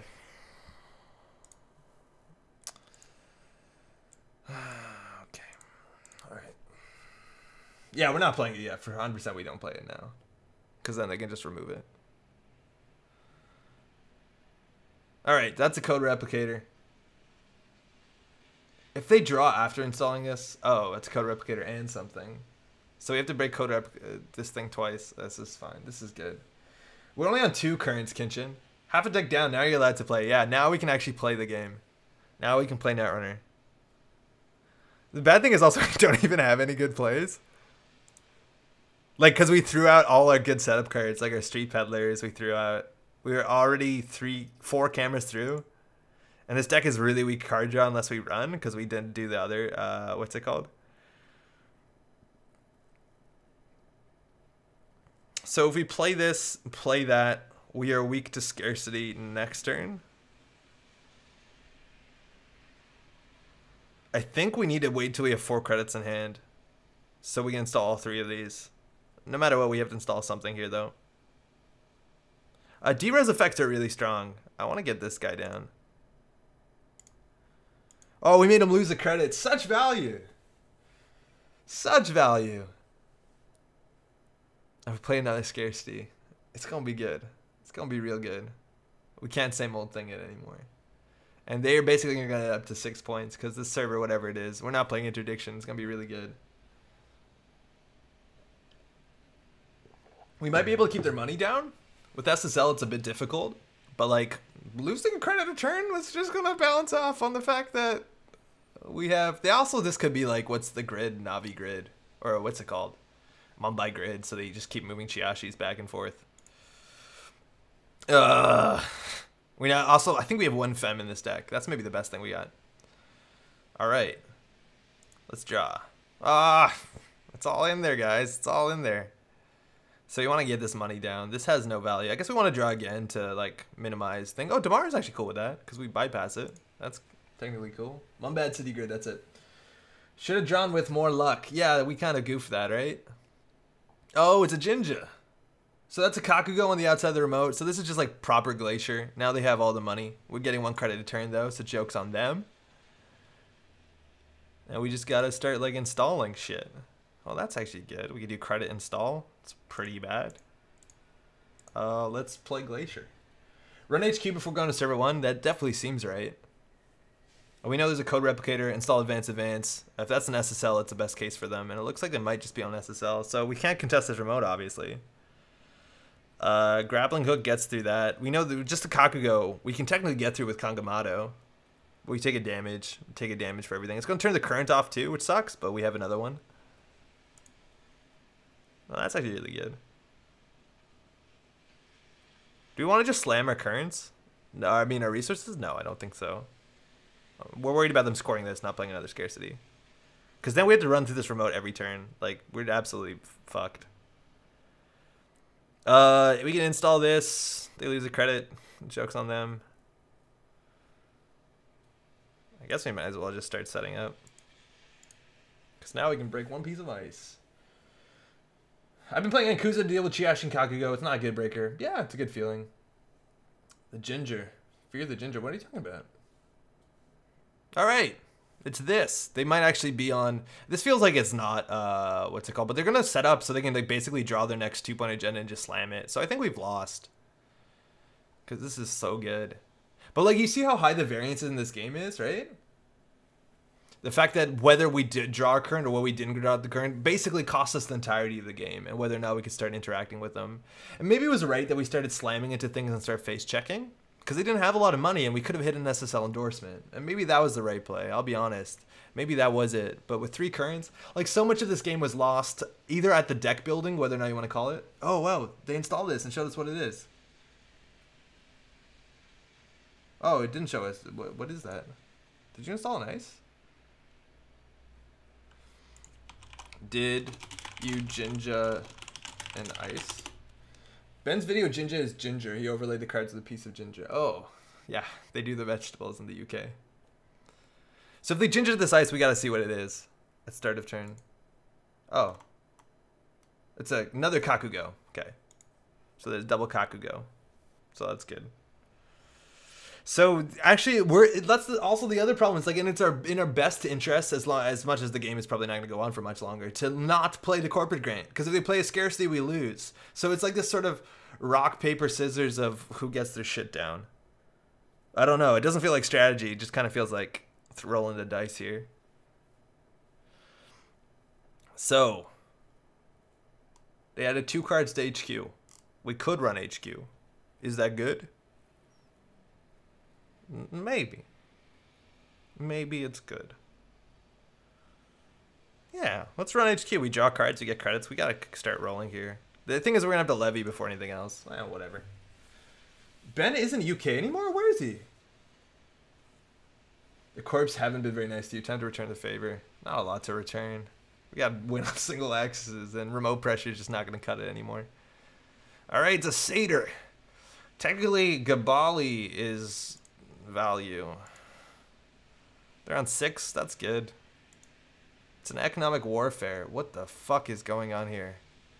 What the shit have we walked into? Is this a punitive deck? This is 1 influence. This is 3 influence. This is 5 influence. Is this just economic warfare Glacier? Stimac would be good. So they can make us go down to basically 0 credits. I guess we always recover with this, which is kind of cute. Did we draw this turn? No. So let's try not to. Yeah, whatever. We're in such a bad place if they play scarcity anyways. They can make us go down to 0. We bounce up to 2. You think it's punitives? It might be punitives. It looks like it is punitives, but there's so much other Glacier tech that seems really strange. Sadstug, what's up? Value warfare might be right. It might just be value warfare because they're playing Glacier. If we never draw, mind you, they can never score. It also looks like they don't have... Oh, it's a Brian! Oh, it's a Brian Stinson. Oh, they have 25 credits. Oh, that's what it is. Oh. Yeah, we lost the game. We can't run this remote. They know the top of our ID is. We 100% lost the game. Unless we can contest this remote. Yeah, we drew with our ID ability. Oh, totally. Okay. Well, it's been fun. We do have that sweet, sweet, sweet fam. They have 26 credits and they can res all of this. It is value warfare.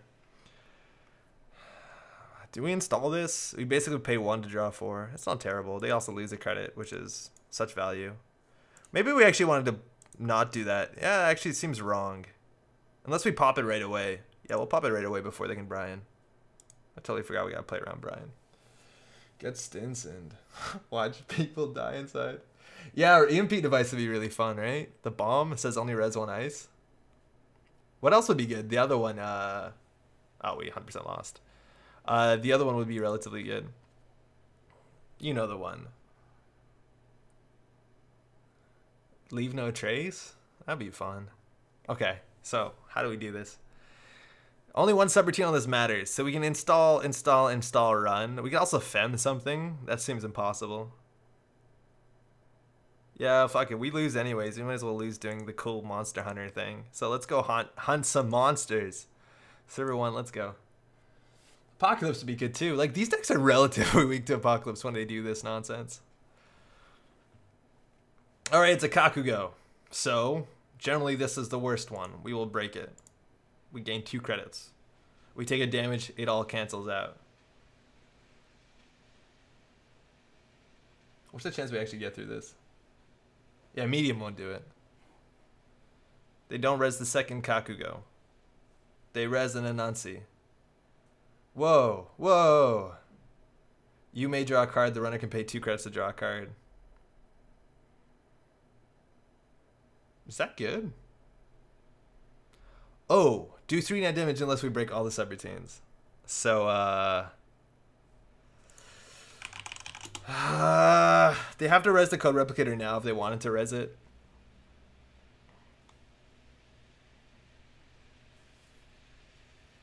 So we can basically take 2 net damage for 2 credits.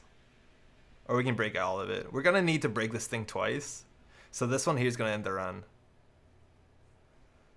Yikes. Running HQ first I don't think was right. We need to install all their shit. Yeah, we can't take 3 net damage. This might be an Obokata considering... Oh, maybe actually it's not. Oh, okay. We broke that. There. So if we bypass this, we gotta hit it again. We're definitely gonna do it. I'll take 2. So we can get through most of the server.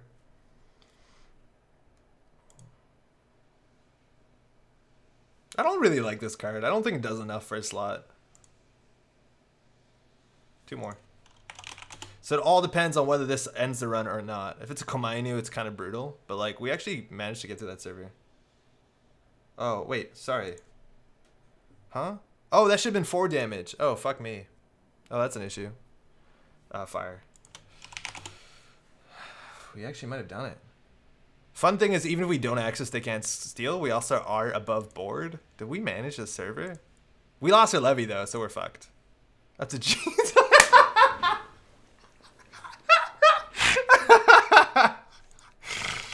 Ah, fuck. Okay, we died perfectly. Good game. Ah, shit. I did not even consider that. Yeah, if they're running, Dream's Place is pretty good. That's really funny. We had just enough cards. We're like, oh, we don't die. Oh, motherfucker. Yeah, we'll trash it. Well, yeah, that sucked. We got absolutely bamboozled. Such bamboozled. Thanks, you too. So, like, a majority of that game was actually... was in almost entirely this fucking scarcity. Oh, man. And that's kind of the issue. Like, I don't know whether you should blame you or the game when you put 22 resources in a deck. Oh, Omni-Zero, how's it going? It's a moral victory. We got to that server, though. That was fun. We installed 3 cards. Charge that server. Let's do this again. Geist is good, remember? Are Anarch blow everything up decks any good? I love the Singularity of 5 Ice Remote. It must feel so good. Singularity doesn't trash Ice, Espada. It only trashes what's in the server. So, it doesn't do what you think it does. Hey. How's it going? Alright, we're against Wayland. So money matters, Brian Stinson matters, and this deck is a bit slow to get going. We did haunt the monster. We hunted the shit out of that monster. We tanked that. We face tanked so much of that. I think we would have done all right if we had our deck going well for us. Testing new cards. Play some fun, Netrunner. Let's do that. Best of luck. I don't think I've said best of luck. Have fun today. What's with that? So we want to open it with economy. We have Fall Guy for economy. We also want to open it with our tech traders because it's the most important card in the deck. And we actually did it. Now, if we install all this shit, we go down to so few credits that we can't run with hard-hitting news. We can't run because of Brian Stinson. That doesn't matter on the run. And that looks like it's a Brian Stinson. Oh, they're also playing Death and Taxes, which is a new card. I was just about to look at what new card they were saying they're playing. I don't think this card's very good. It doesn't do much as an econ card. I guess it only cost 1 in their faction. That's actually the best thing they got going. So I'm assuming it's a Brian Stinson on HQ. So we basically just want to maybe run R&D once, click for 3 credits, because they're not rushing us. Whatever. Maybe we hit an agenda here. They're also probably running the new one, the 4-2. So we know they have a Hortum. You just click for credits. Because they can play this again. There's not a lot of value in it, but we'll see. Let's find another current, right? I was playing in my FLGS earlier, a deck running Death and Taxes. The card is brutal too. I don't think this card's particularly good. Oh shit, that's a big ass Hortum. This card's not that great. Like, it's a shitty econ card, right? It's either it loses to current immediately or it's just a really bad econ card. Right? Because like if we install 2 cards this turn to set up our our drip economy, they basically paid 1 to gain 2. That's not great. I don't think it's good. Everyone runs currents, right? So your current has to be that good. It has to be like scarcity value. I don't know. I'm not a big fan of this. The fact that they only paid 1 for it's like the biggest deal. It's a battlement. That's technically just annoying enough. Because we had to break both subroutines.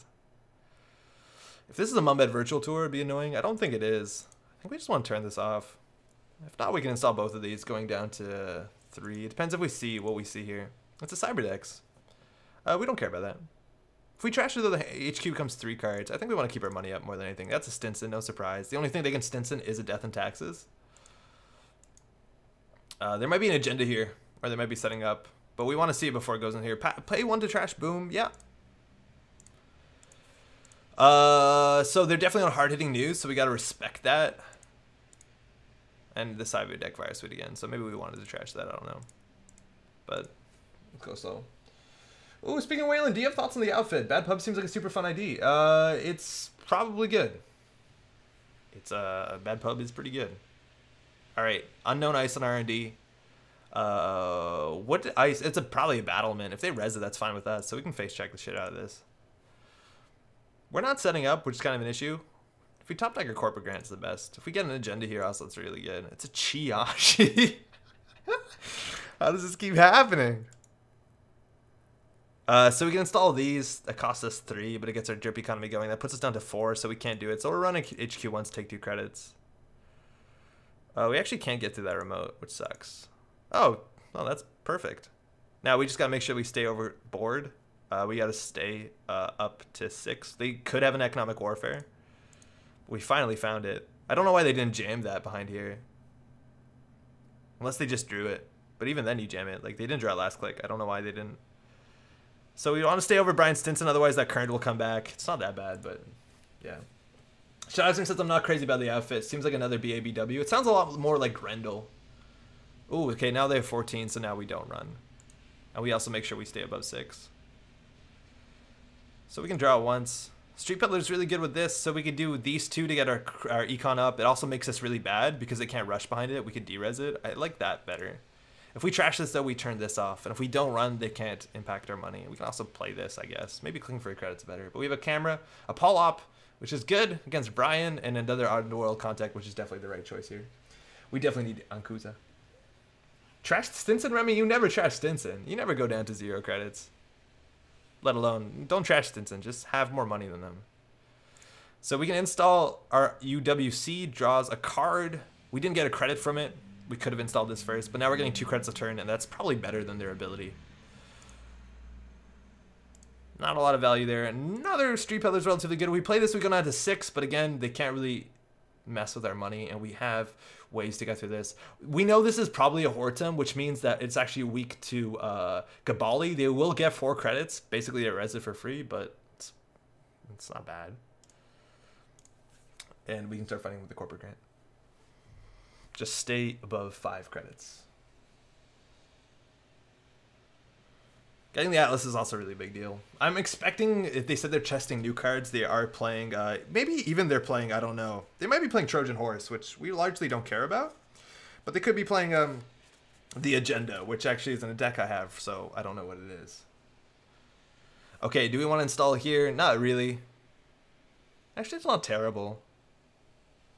We might want to keep these as a secret or wait till we get a corporate grant down. We actually could contest this remote. The only thing, as soon as we run, we're weak to economic warfare into Brian Stinson, which could make them 1 billion credits. We're also weak to hard-hitting news, so I think if they score their first 3-2 or 3-1, it's okay. Lonely Vulpus says 24/7 armed is kind of scary. It sort of is, but specifically against this deck, we can always keep cards on the table that let us draw, like Sports Hopper, so it's really not that big of a threat. If they forfeit an agenda to do 5 meat damage, it's okay. The worst thing we lose is our levy. Well, that's actually relatively good. Even if we don't see what their... let's see if we draw a corporate grant first. Oh, okay. Even if we don't run it, which we know this is a battlement, so we know we can. Actually, I guess we'll do that next turn. We want to keep our money up. This is fine. We're still above 6. Nice product placement. What did we product place? Like the card? So let's see how this goes. If they score, maybe they score a false lead. That's kind of scary. False lead is pretty good. And now a double iced remote means that's hard for us to get through it. And install advance. Could be a Stinson, could be an Ash.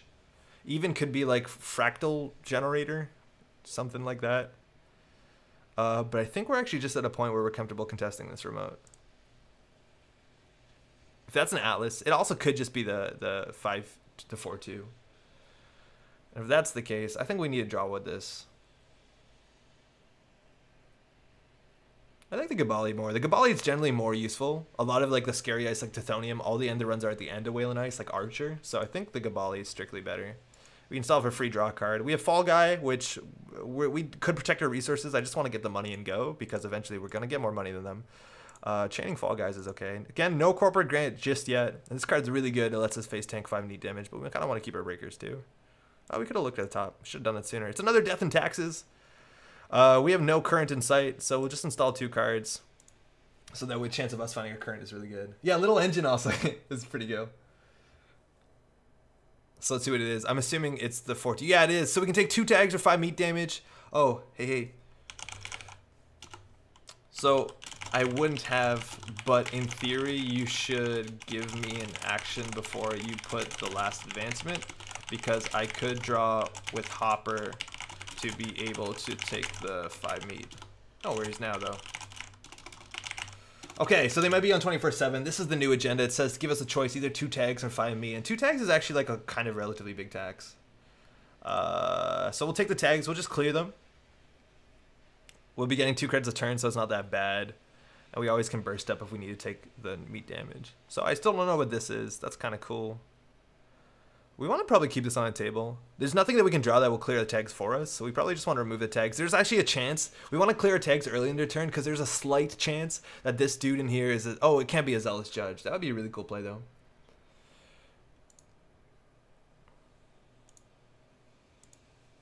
So we'll drop. That Street Peddler's really good. Again, no corporate grant yet. Found 1, and we have a grappling hook and a check trader. I don't know what's actually better here. Money is really important in this matchup, but the grappling hook breaks ice, and that's a cool thing to do. So we'll find out. If you're just tuning in, by the way, my name's Andre. Thanks for dropping by. This is Metball Grid. We've been trying some corporate grant decks. So far, we found very few corporate grants. So who knows? It's apparently a good card. We know they have a current in hand. There you go. So we're going to try and draw into ours. So I think we're actually going to install the Tech Trader, because we have a Levy and we have breakers in hand. So I don't think the grappling hook is actually that important. We also have a lot of this, and they only have a 2 ice remote. And we know this is a Hortum, so Femming it's like not the worst. If they are playing 24/7 news cycle, actually, if they're playing 24, yeah, we have to wait for another agenda to be scored. So, I think we did want to Tech Trader. Draws this card. We got a legwork here. There might be agendas in hand. I think we want to run now. It's probably a good enough time. We'll draw and make money. I like that. And the last, they drew and then took a credit. Yeah, we might as well go for it. Very few pieces of ices punish us here. We can also like break it, and then draw a card. It's a toll booth. Oh, which is fine. So they spend more money on that than us. Oh, we gave him a credit. We should have done that before. I guess not really an option. This also might turn off the current. So Kangamato is less useful. It breaks the first subroutine. We have a corporate grant, so we're good in time. Could you use Peace for early game, burst, and setup? You could, but then that's kind of against the idea of the corporate grant. Like, corporate grant, you want to keep them down to 0. Giving them 5 is probably one of the worst things you could do. Trash Boom. So 2 are out. There's a Hortum, good to know, and an SSL. So we turned the current off, but they're going to have more money than us. We have no way to burst econ. Playing this right now is also kind of useless. This is technically our first levy. Oh, we could burst with this. This is our first levy, so we could throw it out. But again, they played this for 1 credit. It gave them 1 credit, and then that was it. So I don't know. We know this is Battlement. We could run R&D. Again, we are weak to... we are technically weak to economic warfare. We're putting it down on 4. We can burst with this to go back up to 6, which is okay. Let's run R&D. We assume this is the Battlement. We have a chance of winning this click, so it's worth it. Yeah, Hopper stops Stinson, which is pretty cool. It's a Colossus. Good to know. Colossus, you want to break the first subroutine. Actually, no. It doesn't matter if you don't have programs. So we'll just click for credits. We just got to make sure we don't get hard-hitting news or anything like that. Since you probably don't have enough connections for calling in favors. No, we don't. Yeah, we really don't. That's why I don't like this card. I'd rather be running more card draw and then more money with things like calling in favors. So I'm not convinced I'm going to keep saying this wrong. Holly is that important in Geist decks? Because it does something Geist can already do. I don't know. That's kind of hard to deal with this one, actually.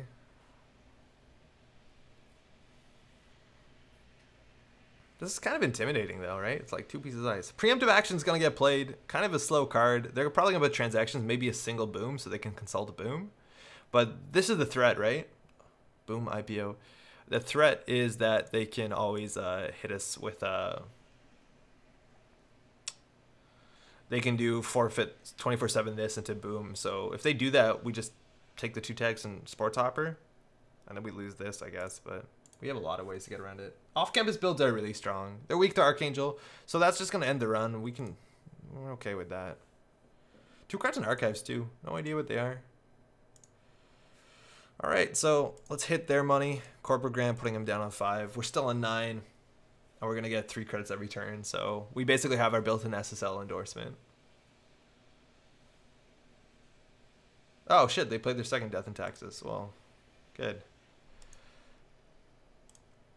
So we find an agenda here, we win. It's an IPO. We technically gave him a credit, but we got 2 in a card draws, which seems better. And I don't think we're actually going to have to levy. Oh, well. Joke's on us. So they played 3 of these this game. They paid 3 credits. I think they've gained 2 credits back. It changes how we play technically, but I don't know. I don't know. So again, what is that? If it's a 3-1, things are different. They're on 22 credits. We're on 18. We can basically break through anything of much value. Assets, they don't run a lot that we've seen so far. But we could contest this. The thing is, as soon as we play our Fem, we're in a bad spot. Omni, what's up? They've got more than they're between their ID triggers and you trashing their booms. Trashing our booms doesn't do anything. Oh, it actually goes on trashing cards. Oh, that actually is a really big deal because it trashes our own cards. So actually, we gave him 2 credits with Spy Camera. I didn't realize that. There's not a lot of decks that trash their own stuff. I just think like how much worse Scarcity would be right now, right? If they want to play the Econ game. Like this is just a weak Econ card while Scarcity basically says don't play the game, as you've seen in 2 of our last games. So let's find the corporate grant. We did not. So we could install Grappling Hook, install Kongama to run this server. It's probably okay. So they get a credit. They get a credit. They get credits whenever we trash things, which is kind of cool. Yeah, Scarcity is definitely better.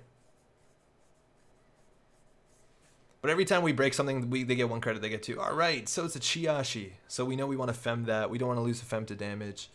We could just let it end the run, which is probably right. So we definitely want a Grappling Hook. The question is whether we want to take 2 net damage. I guess we'll just jack out. It's fine. We're in no rush, and we need to keep our Fem. If we lose our Fem, we're in a really bad spot. And that was such a big credit swing. If they score an agenda, if they score like an Atlas or False Lead, that's actually kind of a big deal. because now that they can 24/7 news cycle us, and it's an Atlas, which puts them on 4. So we can win with. We're gonna give them some money here. It's an IPO.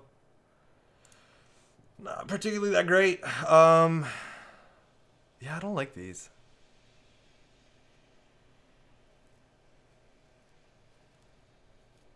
So what's left in our deck? There's 1 corporate grant and 10.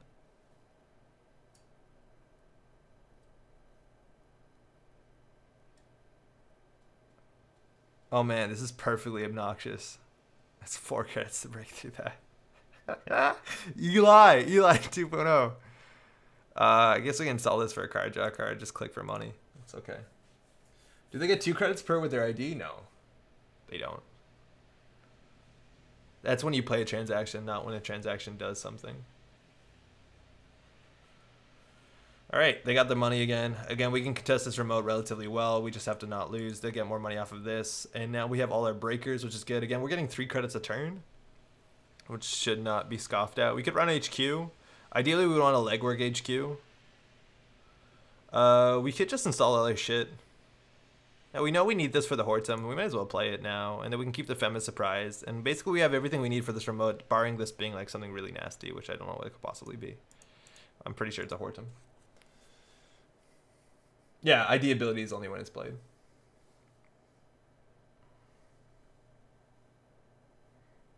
Oh, that's actually really interesting. We still have the same old thing, though, but it looks like they're considering the 24/7 news cycle. There's also a chance that this is an Oberth protocol, as wild as that is. No, that doesn't make a lot of sense, actually. I rescind that entirely. So, what do I want to do here? It looks like they're typing, so they're going to ask if there's anything we want to do.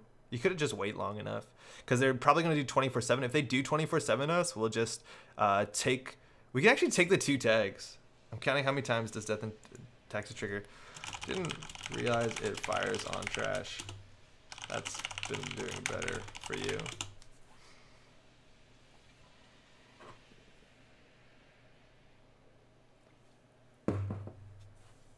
So what's our 9 cards at the bottom?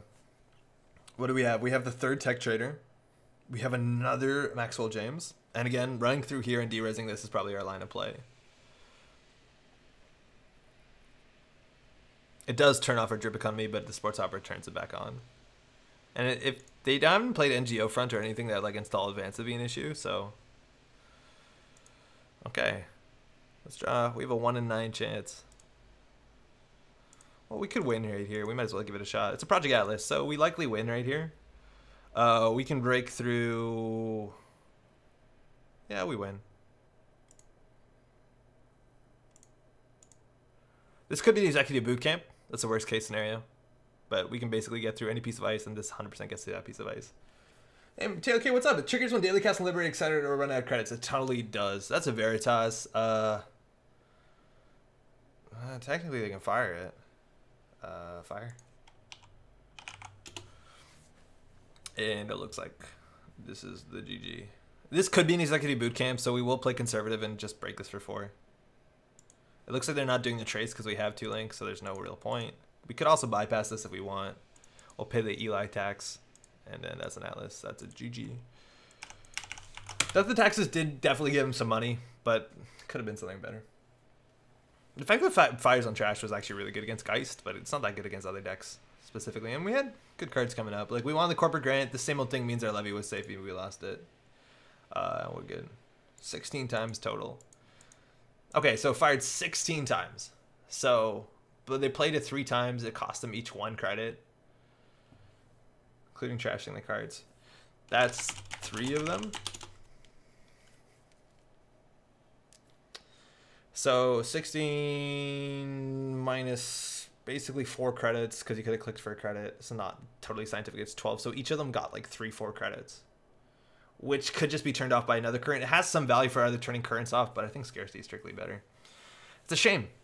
It's a shame. This ability would be cool if it costs 0. And that's a weird thing. It's like something like a paywall implementation. I don't know. This definitely wouldn't have fired more because they had more assets, but this you gain 1 credit, and it's also, I don't know, relatively good. I guess we don't run that much. It was an econ card. It was an econ card, but thanks for the game. Oof, if you're just tuning in, my name is Andre. Want to build a degenerate Exotic thing? Let's try it. Let's try it. Let's build something that's really mean.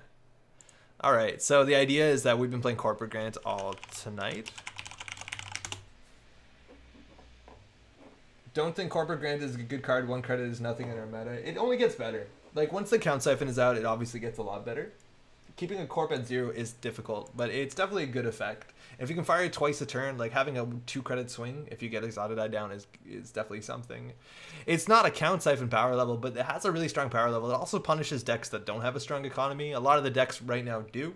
But if you can ever get someone down to clicking for 3 credits a turn, they're in a really rough spot. It's almost impossible to recover from. It's going to take them like turns and turns and turns and turns just to be able to, like, if they're clicking for 3 credits, you can put them down at 2, which means they can do credit, credit, credit. You can put them down at 4, and they can do credit hedge fund. Best case scenario, unless they run another econ card, and that's relatively scary. So maybe don't go down to 0. In theory, also, you could like pair that with other things. Like maybe that's the easy way into Anarch. I don't know. Like, another option of doing this is you could run a Corporate Grant, maybe Exotic as well. This is the other card we want to play. And you could play this similar to what Headlock Reina decks were back in the day. Back in the day, Headlock Reina decks were running things like Desperado. They were also running, what's it called? They were running Clone Chip, which is kind of hard to play now. Actually, it's not that hard. And they were also playing Lamprey. And the idea was, I guess you can also play this now. Mining Accident. The idea is with these decks is you would play Reina Roja. You play Reina Roja. Let's do revised core set. And all their ice would be a bit more expensive to res. And then you tax them out, and eventually they'd have no money, and you play Lamprey, and you'd be able to run HQ. You'd also be getting money, and they'd be losing money because you have things like Desperado.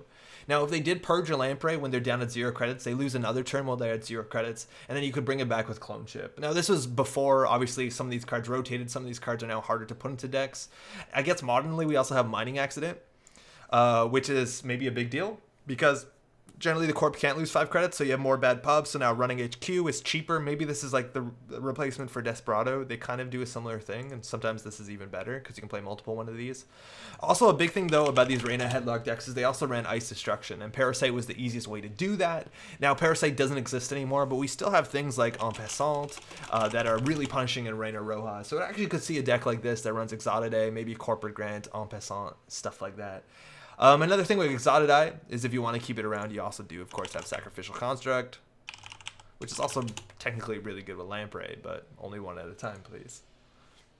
There might be a really mean deck in here somewhere. I don't know, but we're going to try something a bit different. We're going to be trying it in Shaper. We're going to be playing 3 Corporate Grants and then probably 2 Exotic, and we're going to be trying to install as many things as possible. How do we make that a good deck? I don't know. I think it's going to have to depend largely on Aesop's Pawn Shop, but then we can't do Clone Chip, which is really good with this. So it's actually going to be hard to make, and it's probably not a tier 1 deck, but the way I see it is that if it does work, it's not going to be a lot of fun to play against, and so apparently that's our goal tonight. We're terrible fucking people. I'm so sorry. If you're also just tuning in, how's it going? My name is Andre. So far, we've been playing against 3 decks in a row. I think 3 decks in a row that have just been like absolutely destroying us with, well, no, technically not 3 decks in a row, with Currents, specifically with Sacrificial Construct. Are you using Cabo for this? Shazner, that's an interesting idea. One of the options is you play Cabonessa Woe, and then you can install something every turn. I'm not sure that we want to do Cabonessa. Cabonessa is cool because you can pull at SMC and stuff like that, but you don't get that much value as opposed to maybe Haley, because with Haley you can double install things. Maybe that's counterintuitive, so I don't know actually. Maybe Cabonessa is right. Cabonessa is also technically really cool with Corporate Grant because she has the ability to be able to every turn install something for sure. Like every turn you can fire your Corporate Grant by installing a Chameleon, for example. And if you install your Chameleon, maybe you need to play Sahasrara. This also makes it easier to spam things out. Sahasrara. So maybe you want to do that. I don't know. Aren't most tier 1 decks not fun to play against? Nope. A lot of tier 1 decks are really fun to play against. There's some that aren't. A lot of the tier 1 decks do some of the most busted stuff, but there were a lot of metas where the best decks to play against are kind of fun. I don't mind playing against CTM, the modern good CTM deck lists. I think it's actually interesting. You have to play around. There's a bit of like, you know, what's in the remote, which is cool, Netrunner, but also you do have to just make one mistake and you lose the game sometimes. So you got to be careful, but there's a lot of fun decks to play around that are competitive. I don't think it's strictly true. So we definitely want to play Shaper. Other options is Street Hawk and then reinstall, but we don't have a lot of influence. Like you could run one Heat Breaker and pawn shop it and reinstall it over and over again. That's technically an option. But likely I think we're just going to try Haley because she gets double install value, which helps you set up. Maybe Cabanessa is better, I don't know. And maybe we should see some of these cards. Maybe we should, oh man, why you gotta be like this? I'm worried you won't see Corp Grand fast enough to inflict damage before the Corp gets rolling. I think that's probably true, Spot, and if that's the case, you just have to run a reasonable enough deck that you don't just lose. And with Shaper, it's not that difficult to do that. How are we gonna do this? We are gonna do this in Chrome. Like, I don't think we want to go too one-dimensional into it. It's something that we want to put into our deck so that if it works, it works. But it's not something that, like, if this doesn't fire, we lose the game. We got to make sure we don't build a deck where that's the case. And it's not that hard. Like, I think you can build a reasonable Shaper deck. Cabanessa is easy, so... Firefox is all the glitches. My Firefox is always like that. It doesn't work well with Netrunner DB. Okay. So how are we going to do this? I always get a bit stressed out about building on stream. It's not the most exciting, and it takes us a while sometimes to get it down. But let's start where we want to start. 3 corporate grant. That's a lot. Maybe too much, but again, whatever. We could play Exotidai. We could play all 3 of these, and that could be all of our influence. I'm not convinced we need 3. I think 2 might be the sweet number. In fact, we could also sometimes get away with just 1. Because we just need to make sure we protect it with Sackon. And on that notice, we're going to play 3 Sacrificial Construct. And this will make sure that they can't really purge it relatively easily, which is pretty good. So what else do we want for sure? Some parts of this deck will build itself. We have self-modifying code for sure. The question is whether we want to go onto Aesop's Pawn Shop or whether we want to go into Clone Ship. And Clone Ship makes it much easier for us to get more value by being able to install on the corpse turn. It also makes us reinstall Exotidais, which is relatively cool. If we on Aesop's Pawn Shop, we want to figure out what we're going to pawn, and we honestly don't have that many options. We could go all in some weird deck and play, like, I don't know, a single Heap Breaker, something like Black Orchestra, and then reinstall this every turn once we install it. I don't know how good that is. Systematic says, I disagree. I think deck building videos are not represented on YouTube. Thanks for showing us part of your process. Oh, that's cool. I'm glad you enjoy it. Building a deck, though, is not... Like, these are always more rushed because I don't want to spend a lot of time being like, oh, I'm going to do the test draws and see how it draws, which normally is what happens, but... Okay, how are we going to make money? Ed Fortune agrees. That's actually really cool. So, yeah, it's probably maybe a cool thing because I don't know how other people build decks, I'll be honest. So how do we want to get card draw? Card draw is really important with Haley. If you want to double install cards on your turn, you want to have a lot of card draw. And we could do Laguna Velasco, which is like a lot of competitive Haley decks do. Now, the thing that I'm worried about Laguna Velasco is that this deck strictly doesn't have a strong economy. Now, if you look at the world's Haley deck list, it depended on the first place Haley deck list, mind you, not the second place, which was an Aesop's Pawn Shop deck. They relied on Laguna Velasco for card draw, and then they would double install, and then all their money would come in from something like Tapworm. And we're specifically not going to play Tapworm on the basis that it's a virus, and then we're going way too far into the purging thing. So I think if we want to have a card draw that helps us if we want to have a card that helps us draw and give us economy, our only option really is a professional contacts. Timberlang in chat is suggesting Symmetrical Visage. I think we want to be able to draw 3 times a turn, generally with Haley's install, draw, install. So I think Proco is going to give us the most value. We'll try this. Post Tapworm restriction. Yeah, that's the problem is our Tapworm restriction is, I don't know where we're going to run restricted. One of our options is to run Pawn Shop. One of the options is to run Clone Chip. I don't know what's better. My process involves staring at silhouette and just crying in frustration. So Infinite Jester's saying Peddler, and Peddler's technically an option. I don't want to spend, I don't know what we can do with this last 2 influence. So whether or not we include Street Peddler, which mind you is a 1 influence card that lets us install the corpse turn, might be a thing. I don't know whether or not we want to do that. We might find a better way to do 2 influence, because mind you, there's a lot of ways to install in the corpse turn in Shaper that we don't have to spend influence slots on. Mind you, Street Peddler is actually really good in Haley because it's like a cheap install and lets you free install on their turn. If we want to maximize the number of installs and turns, we have a couple cool options. We have Da Vinci, which means we want to run often. Even if you pop Da Vinci and install a 0 cost card, technically there's value in that. Clone Chip with Tech Writer. I think Tech Writer might be okay. But I think if we do Tech Writer, it would be Shazner, it would be more like Cabanessa. And then we would like do every turn install a, what's it called, a Chameleon. Peddler would be a good way to guarantee all the grants get trashed. That's a problem, Chris. Yeah, that's an issue with it. We have Da Vinci, which is a cool card. Let's try 2. I don't know. We also want to definitely play Artist Colony. I think you'd play 2 of these, and I think you play 3 copies of Fansite, because this lets you install in the corpse turn. Rebirth. Nobody expects Haley to turn into Kit. I don't know if even we're going to need to do that, but that's always really fun. Rebirth and Shaper. The problem with Fansite, a lot of decks would also run Fansite, but they would also run Dark Web. What's it called? Deep Web? Shadow Net? There you go. And they use Shadow Net with their Fansites. The problem with that is that if we do Fansite Shadow Net, it's technically not an install. I think it's still worth playing one of these. It lets us play our Corporate Grant again, which is kind of cool.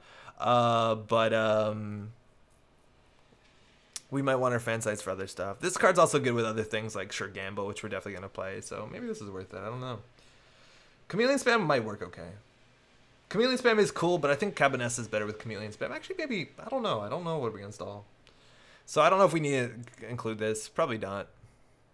Okay, so this is our deck, right? We need breakers.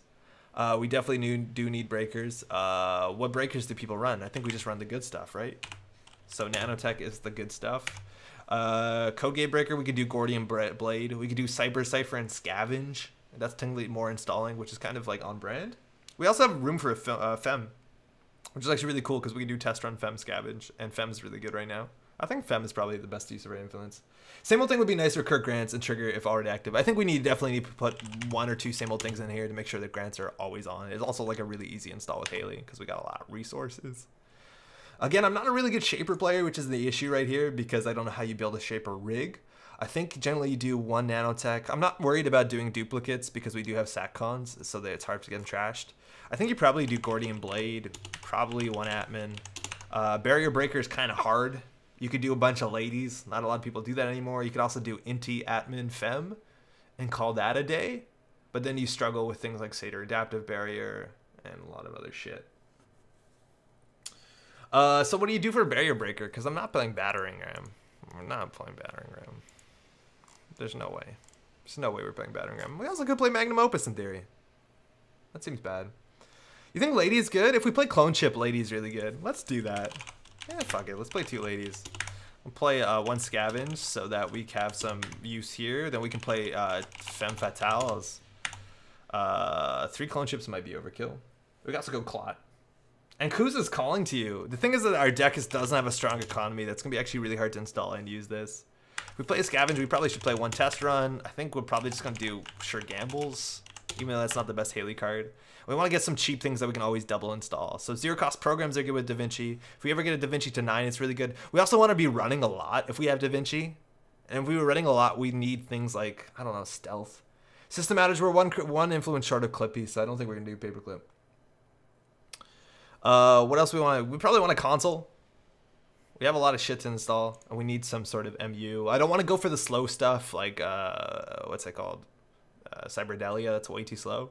We could go for the fast stuff. I don't know how much value you get anymore off of Astrolabe. Mind you, this card used to be a lot better when people spammed better. Chameleon for barriers is interesting, but I think a lot of the good barriers are now above 3 strength. Right? Like Satyr Adaptive Barrier, that's an issue. It's just like vanilla. We have Inti for that if we need it. Yeah, we could. Menofaction saying Tech Writer. I don't actually think we have enough stuff to install to get Tech Writer value. Like, we don't have a lot of cool reinstalls. I think we want to do Tech Writer, we do Sahasrara. Like, we replace these with Sahasraras and we run Chameleons. Shazar's saying Daredevil. I don't mind that. Okay, what else? Like, there must be something better. I just want a cheap, good console. Like, Mirror doesn't make sense. Maya doesn't make any sense. Oh, we want to run 1 Equivocation, because if they have 0 credits, this is how you win. Get them down to 0 and just, like, run R&D. So we're never going to run R&D until they have no credits.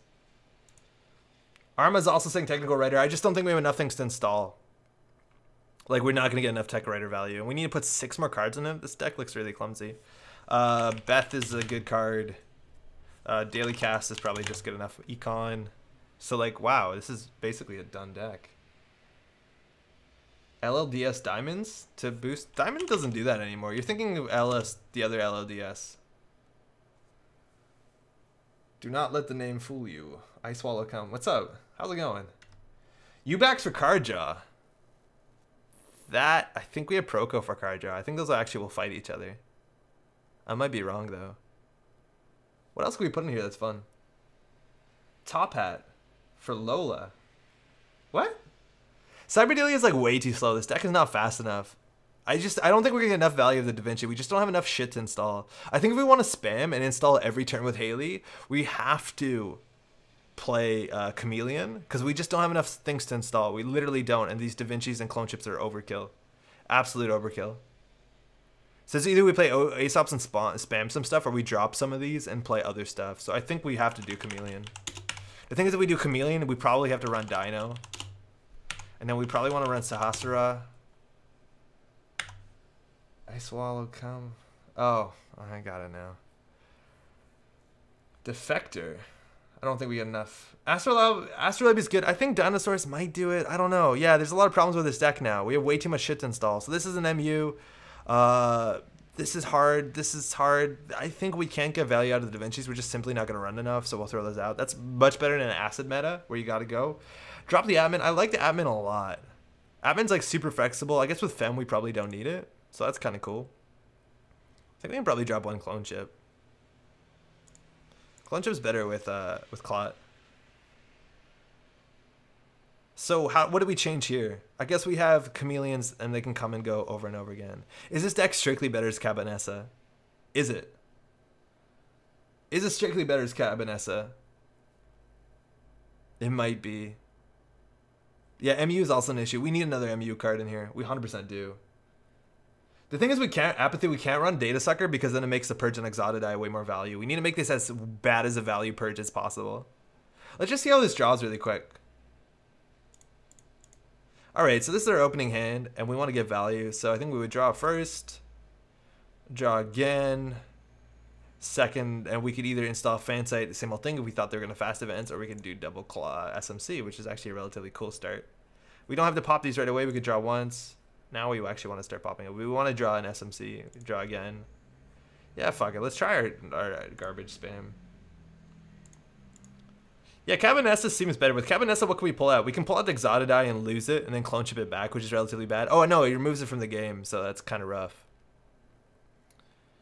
All we're getting from Cabanessa is the ability to pull Chameleon whenever we want. And that's... how good is that?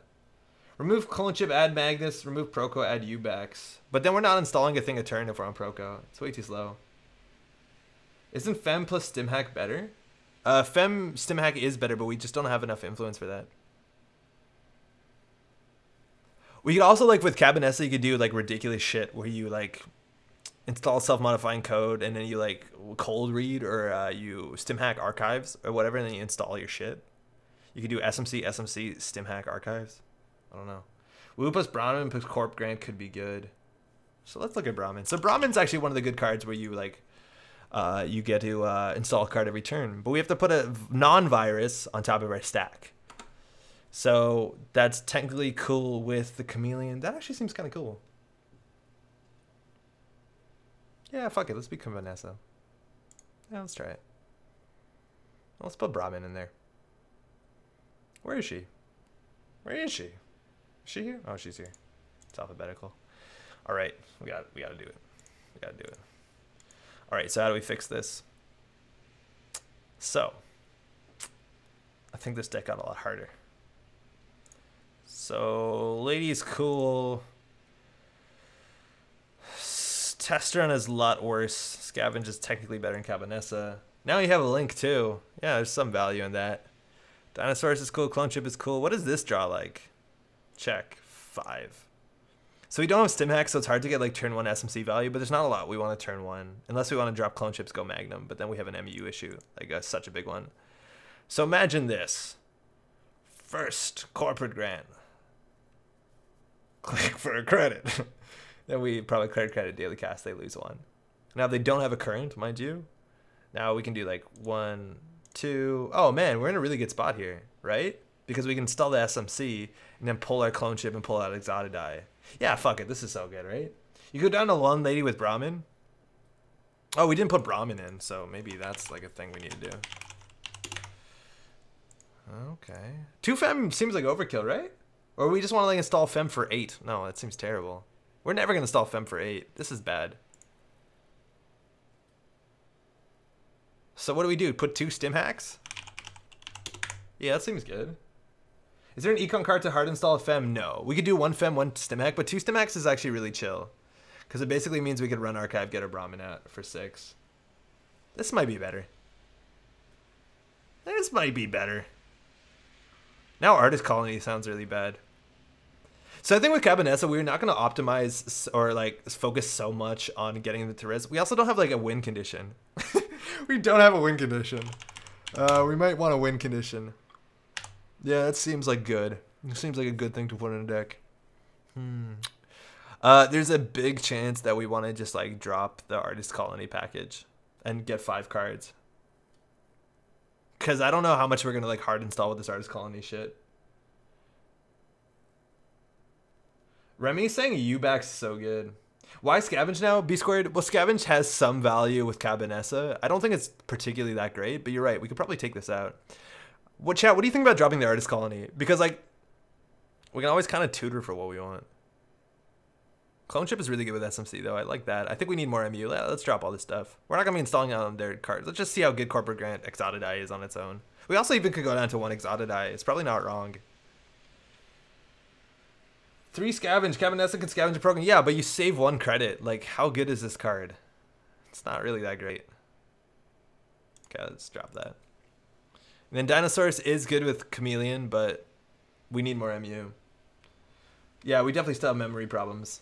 Are we going to put Cyberdelia back in? Is that technically the best MU card?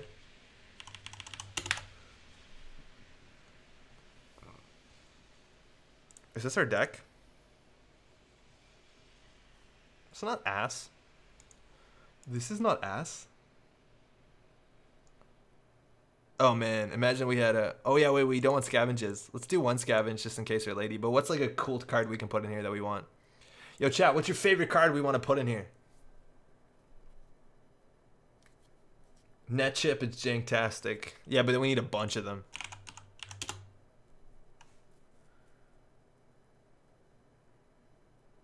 Cabinessa can scavenge a program? Yeah, but if you install the program, you're already good. We took Fem out of the deck, Remy. Can't you install the same cards you trash with scavenge and use the keep a program that will get... You can, but... Silhouette. But Espada, it's like, what? It saves you 1 credit and stops the card from getting removed. I'll keep 1. I just don't think it's worth 2. Yo, Net Ready Eyes. Yo, that's a really good include. Holy shit, I forgot about that card. Yo, chat, you always got my back. A current for scarcity, we already have a bunch. Mad Dash is actually a really good option. Interdiction's fine, but we have Corporate Grant, so I don't think we're playing anything else. Film Critic we can't because we have Clone Chip. I think the only other card we want to put in this deck is a Mad Dash. Is Mad Dash better than Scavenge? I don't know. We will play the whole game, and as soon as we draw the Scavenge, we'll think, what better this is a Mad Dash? And we'll see what's better. Notoriety, Kevin, what's up? Noise. Notoriety is actually a fun card, but we don't have enough economy to run every central. This looks fun, right? Let's try this. We got to call it, like, it's the Alabama Tick or something. That's a good card name. That's a good deck name. I'm feeling pretty good about that.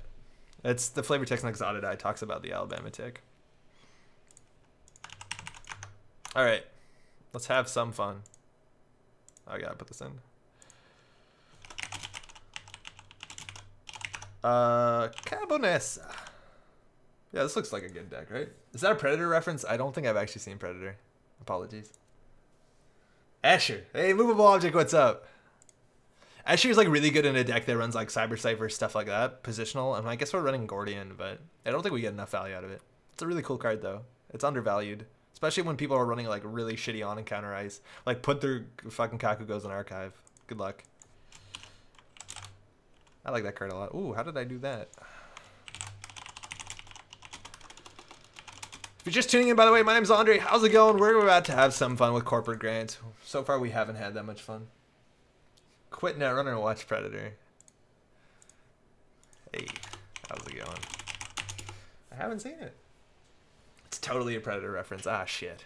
Okay, well, I have no idea what it is. Could someone kindly explain it? We're playing against Asa Group. It looks a lot like we have Clone Chip. I mean, Clot, but we technically don't.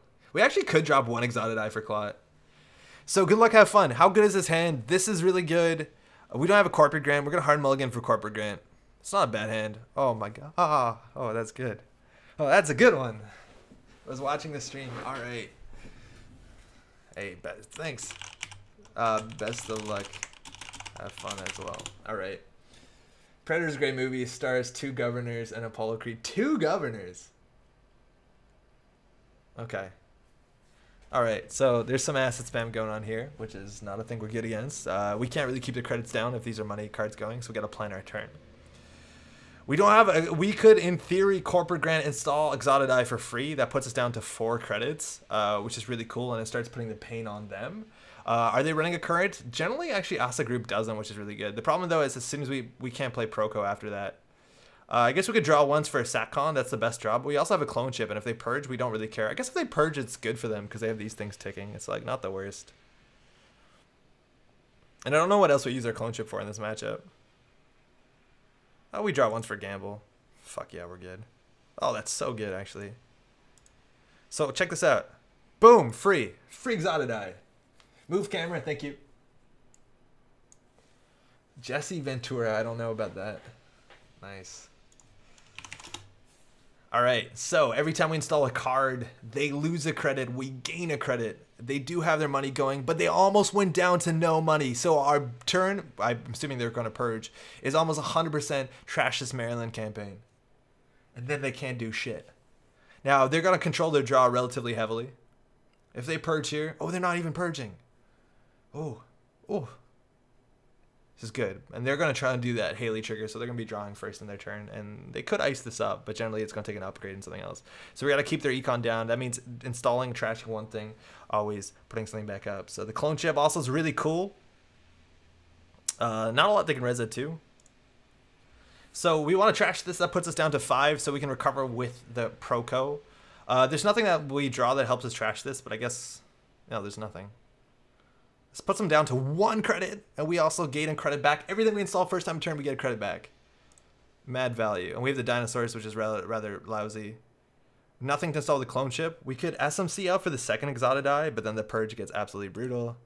And we can run server 2 and we take that down. Alright. Things are coming up Millhouse right now. Please move your face. Ah, got it, Zach. So what can they res for 1? I don't know. They could try and score an agenda. We do have the slow same old thing here, but I think they might just have to purge, which does make the clone chip really good. But now they're going to start clicking for a credit. If they start clicking for credit too hard, we can like equivocation down and start like seeing a lot of cards. Forcing them to draw is not that great with Daily Business Show. But, oh, it's an Estelle Moon. Oh, fuck. Well, what is that? All right. All right. I don't know. But Waroid? What's in here? Ash? I literally don't know, but we definitely need to trash that. Fucking hell. The problem is as soon as we install a card... Oh, they're firing it right away. Okay, well that is now technically a server. We want to install one thing this turn. It's not that hard to do that. Also, we throw out a program with a chameleon. It gives us a trigger for clone chip, so we can start playing around thing. 6 credits this could. We actually might have wanted to run that first click, because if it's a fair shot 3.0, we get wrecked. We got the second one. It doesn't give us a lot of value right now, but we can install it, get one. You're saying run HQ. Run HQ is actually really good right now. It also lets us throw out the chameleon. We have another one, and we have a clone chip, which isn't really good. But there's a big chance there's an agenda in here. And if we run last click, we can steal an Akawa. So that's a Vitruvius. Chat knows what's good. They controlled some of that draw, but not all of that draw. And it's a hedge fund coming in, which we didn't install this turn. Fucking idiots. Shit. God damn it. And now they're going to fly up to 9, so it's kind of really bad. So, what do we throw out? I don't think they're running currents, but they probably score an agenda here. I think we don't need this. We have another one in our deck. I don't want to install the second Exotidai. I think that's a bit too much. Kill the DBS. We want to keep our money up just so we can contest the remote. Like, contest the remote is much more important than trash the DBS. Yeah, 2 Exotidai is way too much. They'll definitely purge. If we get a SatCon up, maybe. A SatCon would be a really cool draw. And so far, Haley is definitely not as good. And I don't know what the server is, but I'm expecting Ash, so we want to keep our money up. This is why I don't want to trash this. Whoops, did that wrong. No worries. They probably want to install the remote first before they do the HQ, so they get their value. We got to keep their econ down. We also know that they're not on Fairchild 3.0. Actually, that's definitely worth knowing because they're on a Stell Moon, so we can run technically third click. Yep, of course. Do it up. It also means they're not on food, so they're more likely to be on a Kawa or the, what's it called, elective upgrades. And if they're on Kawa, we don't want to run last click. It also might mean that this is a strong box or whatever. That's probably an agenda. I don't know what this possibly could be. And hedge fund means they have the money. We could do Cabanessa for our friend here, Chameleon. It cost 1 credit. We can do that after we run too. What's the worst here? Let's make them spend money. I'm pretty sure there's a breaker break grid in here though, which is relatively rough. Pull out Brahmin. I don't want to. Brahmin, we'd have to put Proco back on top of our deck because we can't put Exotidai because it's a virus. So I don't want to pay 3 cards for Brahmin and then lose it. So we gotta make them spend money.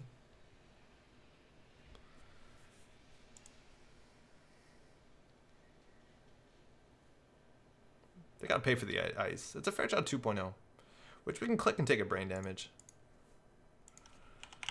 We still have 1 credit left, or 1 click left, sorry, and 2 credits so that we can always...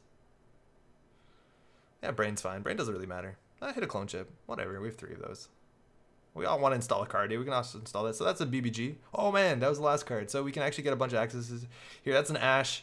I think they can't boost this, but we can recover better from money than they can. I guess they're going to res all their econ upgrades, but you want to trash the Ash before they get an agenda in there. I think Brahmin makes you put a program back, so you put a Brahmin on top of your deck, right? I didn't realize Brahmin could self-trigger. That's cool. And they also might want to spend money here. They spend 4. We have 1 link, so in theory we could spend 3 to check the whole server. I don't think it's an agenda. They might have just scored it out. I think they were just waiting for the breaker bait grid, and we can't trash anything else. So I think we'll just lose the trace, trash Ash, and then we'll install this to gain a credit and make them lose a credit. So it's like clicking for a credit, but technically better. Yo, Coca-Cola, what's up? Coca-Cola, excuse me. How's it going? It's been a while. DBS still firing, gonna let them draw the good stuff to jam in there on top of the BBG, but they didn't even actually res anything. There's a chance there's an agenda in there. If they go down to 1 credits though, I don't care. Whole trick is the Brahmin itself last. I did not realize that. What does Brahmin cost to install? Brahmin cost 3 with Cabanessa. Oh, that's actually really cool. It's pretty sweet. It's a pretty swell idea. And they're still not purging. They know we're on clone chips that might actually influence our idea. So I think we want to do draw, and install clone. And they're not resing anything here. There actually might be agenda, might be more ashes, more defensive upgrades. And HQ actually looks pretty ripe too. Let's keep their money down. Let's run HQ. Actually, worst case scenario is Architect. That puts the Ash back. It puts them down onto 1 credit though. That's it. Fire. We might have actually wanted to put the clone chip down first, putting us at 2 credits and we install the... No, we couldn't break in. 2 with the tick, yeah, 2 credit swing. So the Ash coming back is like the worst case scenario here, but now they are coming to the point where they have no money. And that's a bad point to be at. Because now R&D is like relatively free and we can kind of lock them down. So we're kind of at the skid point. They also can look if they have a current in their deck. They can't score an agenda yet. They also could go ahead and put back in... Oh, Estelle would be bad. But they did shuffle back in the what's it called? That actually might be a... What's it called? That actually is an issue if it is a... This is actually a really bad fire with Breaker Bait Grid. Because this could be an Atlas. Or sorry, an Adonis. It also could just be a Maryland that shuffled back in. Luckily it's an Ash and some other nonsense. So we gotta keep the server down if we want to keep their money down. Oh, it's elective upgrades. Oh. Probably should have put that in there. Okay. So they're gonna have money, that's fine. That's good, and we definitely want to install something. So I guess the cheapest install is a clone chip. It's free, and they lose their 1 credit. But it doesn't matter. Breaker Bait Grid, mind you, is really good against this. And the DBS is off again. Okay, so what do we do here? We can just contest the remote at this point because we have more money than they do, likely. And they also didn't res their thing at the right time. So it looks like this actually might just be an agenda in it. They can't score. So we're really punishing a weak economy. And check this shit out. Click for 3. Like, how bad is that going to be for them? Answer is very bad. It's going to be very bad for them. Right? Like, we have the clone chip into Chameleon. Like, this indexing probably wins. We want to do this first before doing that second, because if there is a 5-3 on top, if they are for some reason running a Kawa, so I think we actually might win right here. For 3 credits, there's not a lot. They can res, they can run a Naja, which we can break. Oh shit, it could be a boot camp here for a shuffle, but we'll do the run ability. Well, that's good.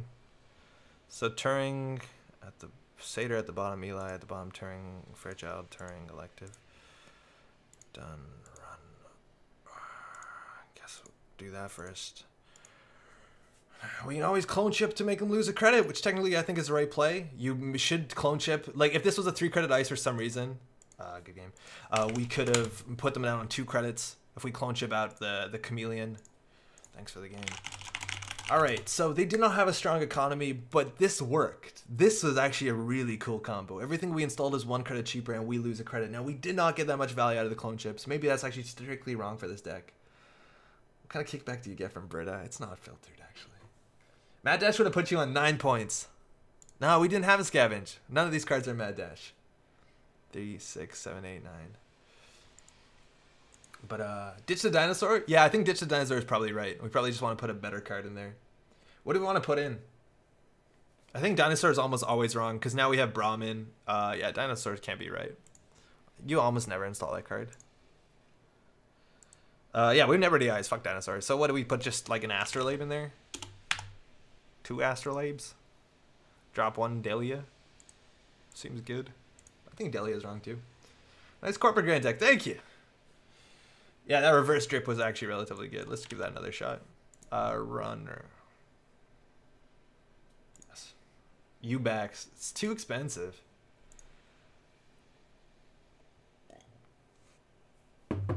U-backs is technically good, but like I don't know if we can pay 5 credits for U-backs and 5 credits for Proco. Like we have 2 really expensive installs. Net chips are technically cheap installs. It's just as good as Astrolabe though, right? If not strictly worse. I guess they're not unique. That's cool. But yeah, we need to install a Proco, we need to install our U-backs, and both of them are like way too expensive early game. So if we could do U-backs if we're on modded for sure, but modded's not that great with Cabanessa, because you stim hack and cold read are technically better because you can install from your deck. If you're just tuning in, by the way, my name's Andre. How's it going? If you're new to the game, which is actually relatively likely at this point, because this game has been in a really cool place. New core set, new deluxe is coming out soon. Cycle's been fantastic, getting a lot of good press coverage all over the internet. If that's the case, please pull up a chair, make an account in Twitch. It's super easy. If you have a Gmail account, you have unlocked the world of YouTube. If that's the case, make a comment, say hi. Not even about talking to me. Like, that's not that important. Meet everyone else. Everyone else is really pleasant. And ask questions, because this game is hella not easy to learn. Your vids make me so dang thirsty, bro. You might be the most well-hydrated person I know. Most important things in life are confidence and hydration. Everything else you can make up. That's why the confidence is actually that important. So, on this channel, what's going on? I actually have some kind of cool news. I'd be interested to run this by you. It's Canadian Nationals in 2 weeks. It's in Toronto. We will be going there. We have a couple people coming in for the economy. I read something and said economy. Coming in for the Canadian National will come in from Montreal. We have also, I heard, a lot of like really competitive players coming up from the United States of America. Now, unfortunately, VTTV is not going to be able, they're the people from Toronto, they're not going to be able to live stream the event. So there's going to be relatively no coverage. So what's going to happen is I'm bringing my camera and I'm filming it. And we're actually going to do the thing that we used to do on this channel where we like film a game and produce it and put some games out. So if you're excited about that, please let me know, because those things take a hell of a lot of time and I don't know if it's worth it. Oh man, we have it. We have it. We also, looks like we have Clot. Astrolabe's really dead in this matchup. But if that's the case, it might take a while to come out, but I'm looking to get some really competitive games. We can't do all of the Swiss. We're probably just going to do day 2 or whatever. And that'll be that. I've actually been working a lot in After Effects. Also, it's the 25th anniversary of After Effects. Also, it's International Women's Day. Fight the good fight. This hand's really good. They generally don't run a current, right? So it's going to take a while, but we got some ways of getting that going. So we'll be back. Yeah. Sincerity is the most important thing. You can fake that. You got it made. Yeah. Fake sincerity all the time. All right. They're off. We're off too. Okay. Everyone in the chat seems to really be happy about the Melted Lilacs also. How's it going? But yeah, it's just like the old videos, but probably better looking, because since then I've got better at motion graphics. In fact, I love motion graphics and I miss it so much. I do it at work though, so not that much. All right, so we can actually do our combo. We can get the Sure Gamble, Sacrificial Construct, Corporate Grant, and then we can SMC out for Exotidai. Let's be as obnoxious as fucking possible. So 1, 2, 3. Oh, we're not going to get the Exotidai value. That's fine. Oh, then there's no point doing this. Oh, what the fuck? You can do that? Yeah, there's no point doing that. There's no way we're going to get Astrolabe value. We should have just drawn. We shouldn't have installed this. This is all sorts of stupid. So we just 1, 2. I guess we have to install because they lose a credit. So it's 1, 2, 3. I guess we'll draw once. Yeah, whatever. Okay, get them down to no money and dex them. Maybe running archives is right. I don't know. It looks like we have fast advance tech if we drop the SMC. Are they running currents? Maybe. A lot of times these sit back and do nothing decks don't run currents because they think their ice is good enough. Oh, god damn it, Astrolabe value. Are you serious? Did we lose out on Astrolabe? Is this a trap deck? I fucking love trap decks. You know how it is. So this can do 4 damage. Draw. Draw. Run. I'll run shit. Give me brain damage. I don't fucking care. Oh, it's an NGO front. Okay. Cool. So we've installed nothing, so let's go install something. So we install that self-modifying code. So they lose a credit. We'll stop the SMC before we lose it to install the Exotidai, which actually is relatively expensive. Yo, I've installed trap decks, yeah, right? It looks like it's installed advanced events all the time, and that's like actually technically like a cool test. It sees whether or not Astrolabe. Yeah, we could have done Astrolabe. Astrolabe's probably okay too, but I wanted to get this going.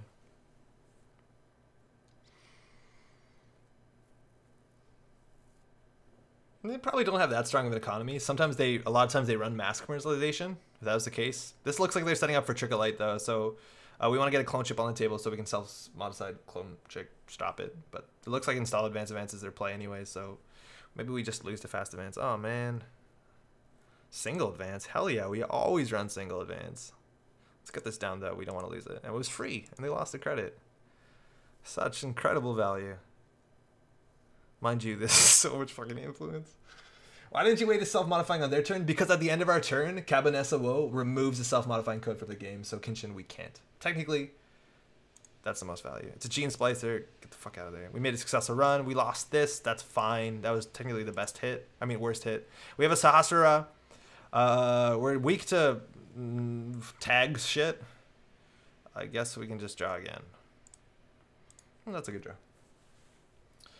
So we can get this down, and then we can just continually spam at chameleons every turn. So it's basically a click for a 2 credit differential. It doesn't really advance the board state, but it's an option, and options are cool. And again, we gotta make sure they don't start scoring agenda. We'll fucking run on everything, man. I don't give a shit. Run it. How much shit do you possibly have? Even what's Imp 3 influence? Yeah, get out. Ah, man, it was a good cards. The ones we wanted. We've got to install something, right? It's like clicking for credit. Yeah, how much of a squeeze they might be feeling on themselves right now? This probably runs recursion, right? Like, they're probably going to pull these back in with Calm the Masses or whatever that card's called.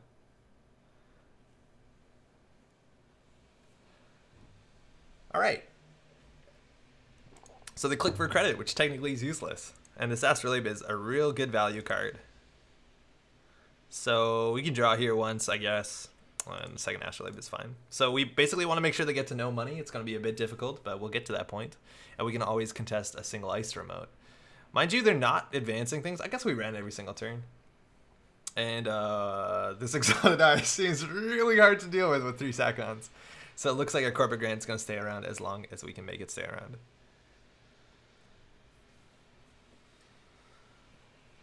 Hopefully that's long. That was a really inane sentence. You guys gotta call me on that shit. Install a card, draw a card. We got the Sahasraras. Psychic Field. This could be just lethal. It could be like Psychic Field into Prysac, whatever. I'll fucking figure it out. I think we should actually drop one of these cards before we lose it. Installing a card putting them to 8 also doesn't change much, but there's a chance we just lose here, right? traps. We also don't have Levy, so like we actually lost a fair bit of cards so far. So the right order is super important. Oh, we hit MVT. What is this? Maryland campaign? Yeah. What is going on? Are they actually trying to punish us? Is this like a hard-hitting news deck? What's happening? 30% of the time, it works every time. 33%. Actually, it's less, right? Because you have to win the 50-50, and then you have to win the 30 of 50. The 33 of 50, so... Throwing out a card seems really bad.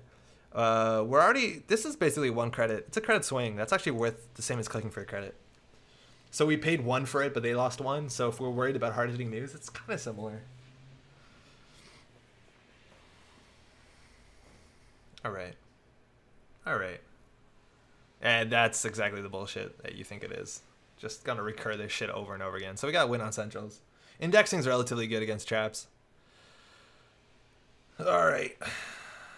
We're gonna run out of decks sooner than they're gonna win. I mean the opposite. Like it looks like they're only spamming the traps. So we have to win on central servers. We have the Proco. We can install this for a credit and them losing credit. Like this is technically a lot of value. MU might be an issue soon. But that was a good click. Like this is good. And then I think we want to set up for a Proco next turn. Half of 2/3. Oh, that's what it is? Half of 2/3 is 1/3. No. But it's 50 and then a third of 50. So it's like 18-ish. Alright, they're doing nothing either. So we're fighting the econ war. Let's go. So I think economy matters to some extent. Like we want to contest R&D soon enough. And another Exotic die honestly wouldn't be the worst. I guess they could double purge through it, but it's funny. So we can plan our turns out. I guess we program once more. So we can plan our turns out. This clone ship is actually really valuable. The question's like we could wait next turn. I don't want to throw out a card, so we'll install the daily cast. We didn't run, so they can't punish us. Kind of decks are a pain. Just Chris, what's up? Yeah, this is both of them are probably a pain. Would this be a good time to pull out SMC for the second tick? I don't think we're ever going to do that. Because then they actually can purge through it. Actually, no, you're probably right. That's not terrible. It's not terrible at all. Oh, well, no, we don't need money. It doesn't bleed them more money. Like, money is probably not that important in this matchup, so I don't think so. How much you bet this is a Kakugo? This is so going to be a Kakugo. I think we can install the clone chip and then start running centrals. Find out what this is, index it. We could also make sure they don't have enough money. They also milled 1 card, mind you, with their genotyping. I gotta keep that in mind. Oh, 1 second. Oh, no, that's not right. And look, they're clicking for credits, which largely is like not a great thing to do. Oh, okay. We draw another card. So if it's a psychic field, it sucks. We want to make sure we have enough money. This gives us... It's credit neutral. Generally 3 credits is all we need to trash. We'll run this. If it's a snare, we can clear the tag. Cyberdeck's Fire Sweep begin. It's a calibration testing. Oh, shit. They're actually like fast advancing proper. And now the credit differential is a problem. So worst comes to worst, we can use a clone chip to install an SMC, which I think is the right play anyways. And that puts the credit differential into a bit different. And now we lose 1 and they gain 1, so that's okay. How does Underworld punish purges? It does not. Do you ever want to run Underworld Contacts in here to punish purges, or the package 2 card intensive? It doesn't punish purges, it just makes purges less bad, right? Also there, Bray, what's up? Corp Grant Exotic is gross. Yeah, it's a good combo. So now we can actually technically index once we have enough money. And this is also, again, this is good. Again, this basically says every card you install first of turn reduces credit by 1. Oh, they're actually trashing ice? What's going on here? Why are they icing archives better? Yeah, it makes purges more costly. You also could do Fester if you're like a real shithead and you don't want to have any friends. Like there's some more punishing options for influence, but there's a chance that Drip Economy package is not that bad. It's just we need another Link card. I guess we could put in like a Diamond instead of our Cyberdelia or something like that. But we gotta just get ready to run Central servers, and we are bleeding them credits. How many credits did we make them lose so far? I think we fired this every single turn. That was turn 10. I think we actually made them lose about 11 credits this game. I think we made them lose 11 credits. We might need to go to chat, through the chat and check, but I think they lost 11 credits. Is that how fucked up? How does Fester Exotidai interact? They purge, they lose 2 credits. I don't know if there's a nuanced interaction there. I think we can just run HQ, right? We installed everything for 2 cheaper. Yeah, let's go find out what this is. This is like a big ass Colossus. It'll be funny. It's a Mind Games. Interesting. So that's why they put Good Ice on Archives. So we can just go ahead and pull out our Code Gate Breaker, I guess. Chameleon won't do it, so I guess we'll do Gordian. They lost some money. We gained some money. Break for 3, single axis with 4 credits, not the best. Technically, we don't want to lose any of these cards, but we could steal Nobukata. It's a Colossus. Hey, we called it. I'm going to Proco up.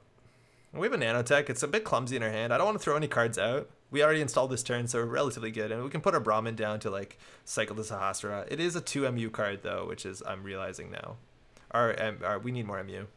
This deck needs a lot more MU. Cyberdelia actually would probably be okay. But this deck isn't doing anything. It has, like, 4 pieces of ice. Do you get the money from Ixo when they lose their 2 credits? Oh, yeah. Oh, that's cool. I didn't realize that. Yeah, maybe Fester Exotidai is a bit fun. I think you would. They lose 2, you gain 1. Because when they purge, this is still on the table, technically. I guess.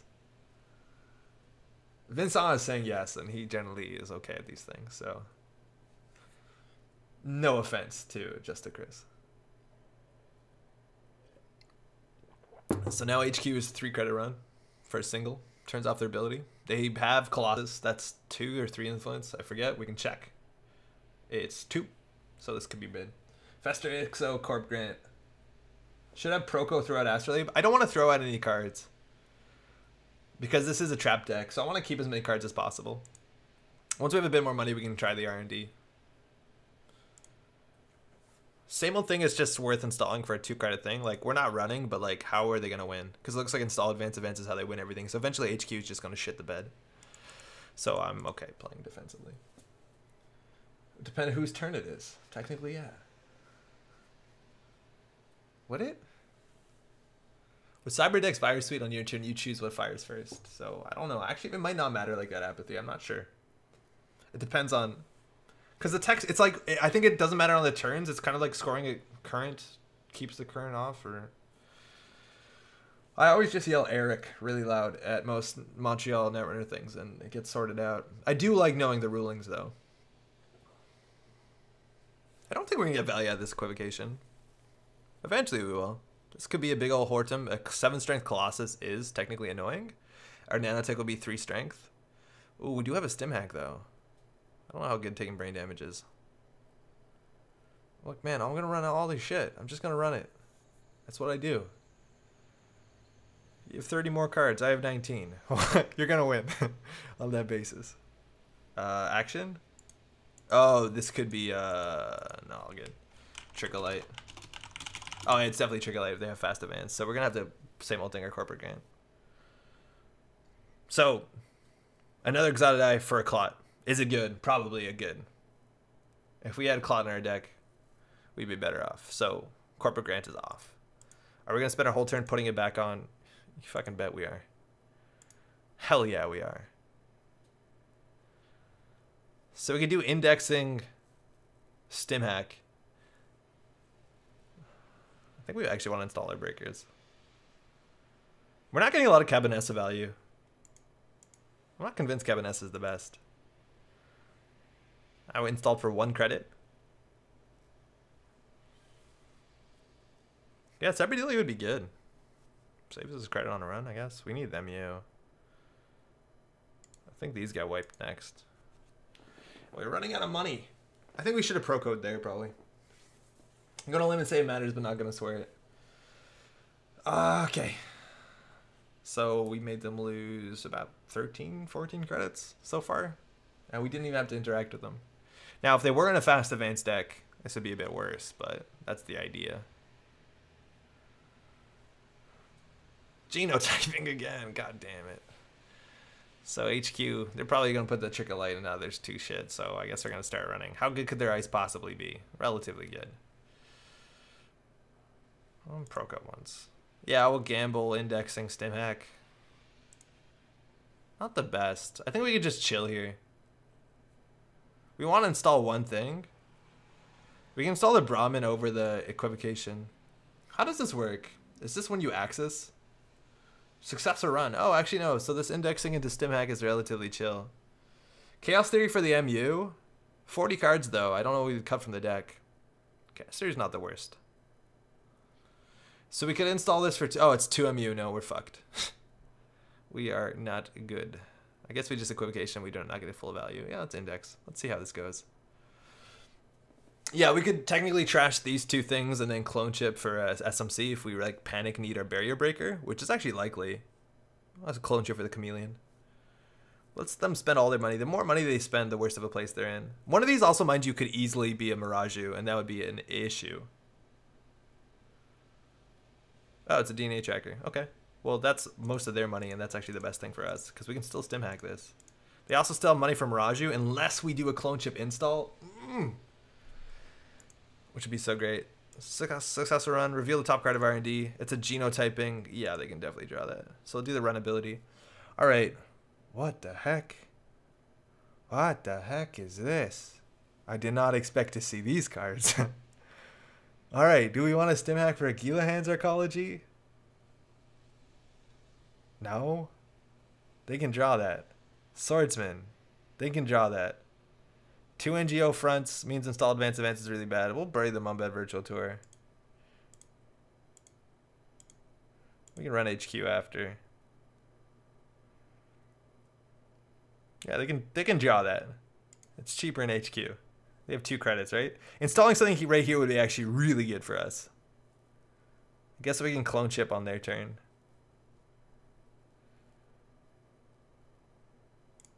That sucks. Oh man, MU's so bad. Their HQ has to be loaded, right? Mad Dash wouldn't have happened yet because we don't have the one scavenge. Scavenge is Mad Dash. Yeah, well they did genotype twice. Oh, it's 2 cards of R&D. That's news to me. Yeah, HQ is probably loaded. Because that looked like a panic test for SMC. Test for Claude. So we're going to be running HQ. Unfortunately, I don't know if they're going to get a value install here. But yeah, that's really rough for them. Click for 3. Oh, man.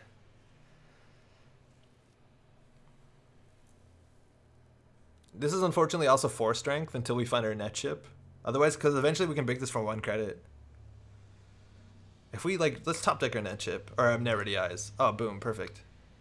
Now let's go HQ. They also could be throwing out their agendas.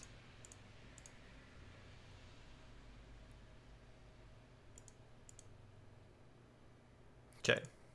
Genotyping. Ah, fuck. So we could run again. There's an Arcology in there. Yeah, let's run again. And if they're running Arcology, they don't have a lot of money, right? Like, it seems like a low econ deck. Colossus. Ah, fuck, the 2 cards we knew. Are you serious? So we could trash these 2 to install the SMC. That seems pretty bad. Yeah, man, this is really rough. MU is such a big issue. This is MU, this is MU, this is permanent MU. I don't think we're going to get enough value out of the equivocation. I think we can trash the equivocation. This Asura is going to be really good, though. I wish we could install something on our turn. Like, yeah, if we did have a net chip, that honestly wouldn't be terrible. I think net chips are probably right for this deck. They must turn to check archives before the genotype. If you're surprised that the deck doesn't run Breach Dome, it almost 100% runs Breach Dome. So that's kind of scary. We also only have 16 cards left. It doesn't look like they're running Obakata, but we haven't seen a restricted card yet. It could be food. Easily could be food. I think we're going to trash this. Yeah, I think the install is actually relatively good here. I wish we could install now and install on their turn, though, because that'd be super obnoxious. We also know that they're drawing into Swordsman, which is not a very valuable card. Thomas, what's up? If you're going for the credit denial game, why not make him fire the Silent Mind game every turn?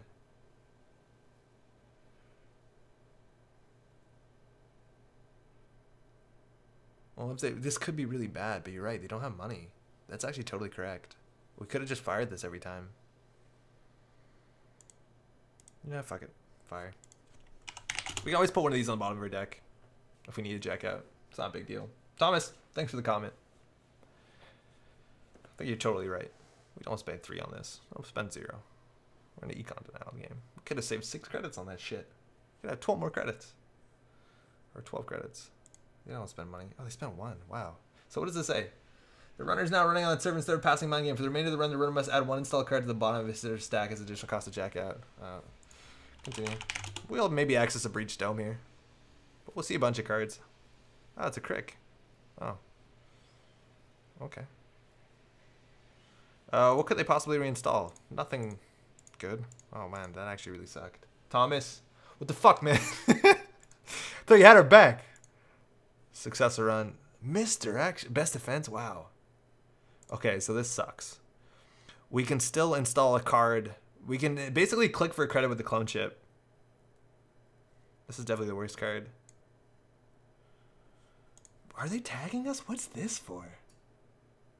Are they trying to tag us? MVT. Oh, man. I don't know what's up. Maybe they're running Hortum and then Colossus and they have so many Wayland dice they can play Consulting Visit. Boom. No, that doesn't make a lot of sense. This card to bottom may actually be an advantage. Keeps you from milling out. Yeah, eventually we can just like keep jacking out on this thing. Holy shit, that's a swordsman. That's not worth installing. There's no way that's worth installing. Man, give us cheap installs. Do we not have those? So we can't pay 0 on this because this is way too expensive. So we still know there's an agenda there. Don't worry, the later the game goes, the better it gets for us. That's a 2 credit swing there. We now know they're drawing into is NGO front, and then something else. So that's a swordsman. They have a Colossus in hand. They have a what else did we saw? Colossus. They have a genotyping in hand. They have 1 point agenda. The Gila hens. And then we put 2 cards on top of their deck. I never pay enough attention. They have 2 NGO fronts, and then there's 1 more card in there somewhere. I forget what it is. Does anybody remember what that was? Because it was agenda, swordsman, something, NGO. Fuck. Mumbad Virtual Tour, thank you. I think that's on the bottom. Or maybe actually it's the next card. We can at least access it without a big issue. Okay, so what do we throw at? Another indexing is really good. Eventually that's how we win. The corporate grant doesn't seem that... it's actually relatively important. It seems really important. Stim hack actually seems relatively necessary. Brahmin, I guess we actually throw out an indexing. We have 1 more same old thing if we need to. SMC? Yeah, actually SMC is definitely right. Fuck, what am I doing? Yeah, we're never going to install that. So what other... We have like 1 Cyberdelia. So like our MU is locked. Absolutely locked. And they're advancing this. Actually, this could be the Colossus. It's likely the Swordsman. Otherwise, I don't know why they'd rush to install it. So that's a Mumbad Virtual Tour. Oh, that's actually like the NGO front, which I guess we run that anyways. But now they're going to have a lot of money. We're running at 4 is perfect.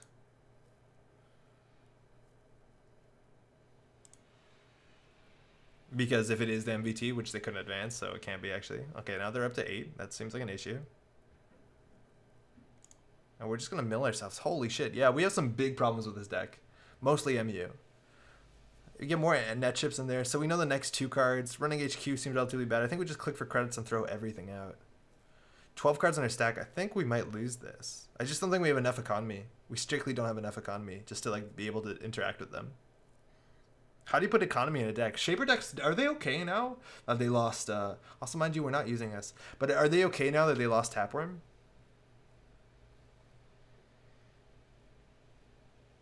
Are Shaper decks good? We haven't seen any damage cards, actually. But oh, no, we did. We saw Gene Splicer. There's 1 more in the deck. Proco is apparently not enough. Magnum is an option. It's all Mopus, right? They're just going to trick a light out the win, and we don't have Clot. So now they drew another one. Which they trade their turn for 6 credits. Oh, that's good. Oh, that's nice. Don't know what that is. That's the Colossus, right? So I think we run HQ here, because we can trash the NGO front. But eventually we just die. Woo's always turn on Mopus. Yeah, she is. There we go. Cool. So we installed this turn. We could just click for 2 credits. Like, even Armitage would be fine in this deck.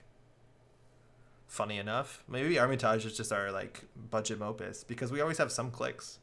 Because we can't... There's just too much shit that we install that Proco... Like, imagine how bad Laguna would be. We're just installing. We're like, I can't draw anything. Can't install anything. Also, we don't know what this is. Exotic Grand kind of sounds to be good in a pawn shop. It does seem like really good in a pawn shop. The problem is that eventually you run out of deck. But I think pawn shop is correct. Now the issue is like you have 2 influence left over. You could have 4. So with 4 you can run cash. And then run only 1 Exotic. So far the second Exotic hasn't mattered. But we haven't been very aggressive about it. I guess the second Exotic is technically an econ card. And that might be the economy we have. The only issue though it is MU. Maybe cut clone from Opus. And then system outage is not a bad idea, but then we have another MU problem. So now on top of R&D, it's fresh. And we haven't seen any barriers, but they're the one thing we can't break. I guess in theory we can if they're low strength. So that's MVT into something. I think we definitely check it. And this is a Colossus. I think we actually stim hack it. Lady is important. Alright, how bad can this be? I think resing the Colossus here is a mistake. Probably MVT and Gila? Yeah, it doesn't sound bad. That means they don't have any fast advanced tools, otherwise they might... I don't know if they trick light the Gila out. They're also probably on medical breakthrough. Oh, they actually resed it. I don't think there's any point resing it considering we basically break it for free. And then we trash the MBT for 1 credit. You don't res this. You don't want to go down to 3 credits. Seems really bad against this combo.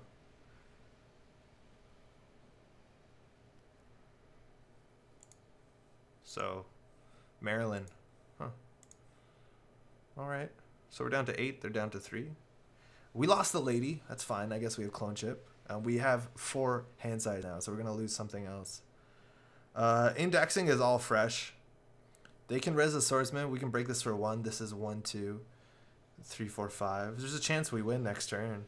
Imagine we had mad dash, right? Side note, I believe your camera's freaking out a bit. People have been saying that, but I don't know what that's about. It looks fine on my side. What's happening? Professor Plywood, I kind of like Dig Deer since it's tutorable MU. It is tutorable, but then we have to, like, it trashes itself. So it's strictly not tutorable. It's semi-tutorable. We have another corporate grant in the deck. Fucking hell. We might want this. Oh, me too? You're actually seeing it? Oh, shit. What's going on with the stream? I have no idea. Any movement glitches it. Okay, well. My connection seems good. I'll look into that. I can't really fix it too much now. Unfortunately. Thanks for pointing it out, though. Indexing is how we win. I think we have to throw out the corporate grant. I don't know if we're ever going to install Brahmin. But we need a barrier breaker. So they have a Gila in hand, a genotyping in hand, and another NGO. Oh no, that's all. We only have 2 in hand. Woo, SMC Dig Deer is some pretty funny shaper bullshit. Yeah, and it's like, what? 4 credits?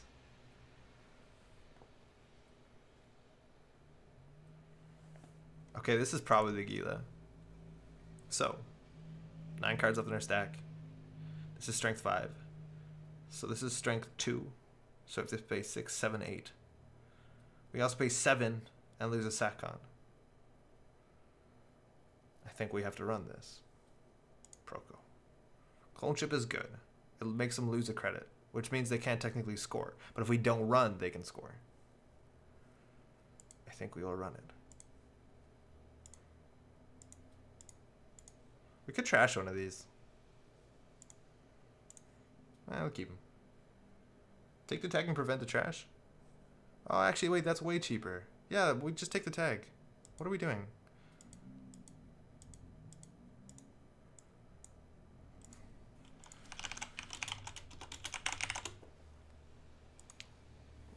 Yeah, that's fine. Looks like it's trying to refocus all the time. Okay, that's interesting. Awesome. My bad, virtual tour. Man, if we didn't do that, we'd have so much more credits. I don't know why they're doing this to us. Like, I don't know what they can possibly punish us on too. Like, this seems a bit anti-synergistic. I guess it's technically value, right? Like, it's strictly an econ card, but... I wonder if you can record it on my computer, but I don't have seeing until I swap to my phone. That's super weird. Now we know they have the Gila in hands. They're down a lot of money. And we just can't close the game off. We just don't have enough economy to be able to break a DNA tracker. Oh, there she is. She's here. So now we can start like clicking for credit. Now this is what our deck should be doing, right? Because in theory, once a turn, with exotic die, if we have multiple exotic die, mind you, it's totally different. We can all basically click for a 2 credit.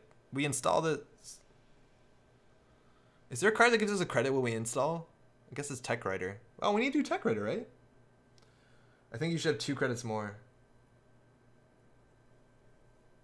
Oh, we didn't refund the subs, huh? Oh, I forgot to refund the subs. Do you mind? Thank you. Yeah, they've not been flooding, but they also have been drawing the trigger lights. Like, in theory now, every time we install, if we had Tech Writers, we'd be gaining a credit, they'd be losing a credit. Thanks. So I think we got to start doing it. We'll do it on their turn because we already got our value. And now this is technically our econ engine, right? Econ engine. This eventually is going to be an issue. So we can install this. We're going to call barrier. And still, our net ready eyes is also going to mill us. And they lose the credit, we gain credit. So we're going to keep them down. Hedge fund, though, is going to be the opposite of keep them down. So now we break this for 2, which is pretty good. I think we want to do that. I guess I can pro-go once. That's like second exotic die, which we don't have MU for. And we never will have MU for it. I think they start purging. That's a problem. As soon as we install 2, double purge is like pretty good. Okay, whatever. So this is only 2 credits to get a single. And there are probably 1 or 2 agendas in here. Stealing the medical breakthroughs, though, would be an issue.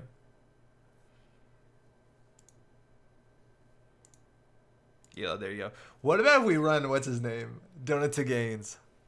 Oh, that'd be pretty funny. So, in theory...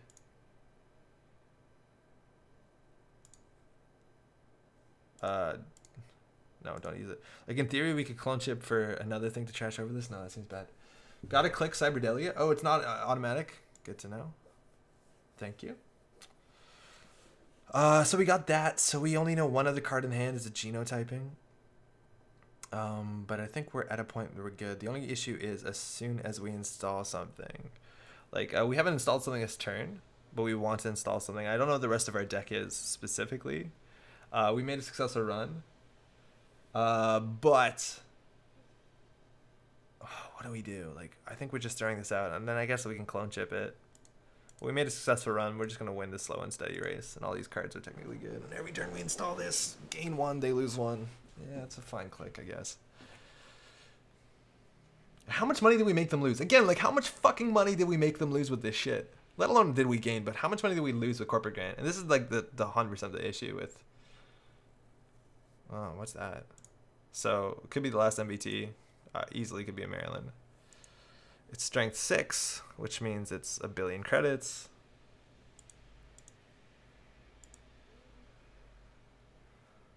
Barrier. Imagine we could run this for 1, actually for free. We'll run it. And I want to keep these because eventually we lose this. Eventually we can't install things anymore though. Yeah, we have clone chips, whatever. I'll take a tag. I guess if we break this, we're not weak to MVT, but maybe we can actually trash the thing behind it. There's no way it's an agenda. Oh, it's a breakthrough. Okay, so now they can start fast advancing, which means we need to pressure the central servers. Because we need to get the second one. Why isn't the core purging? They could consider it. Especially with 4 cards in hand. Purging seems pretty good. Snare is kind of rough here. Trickle Light. Okay. So they probably have the second one in hand.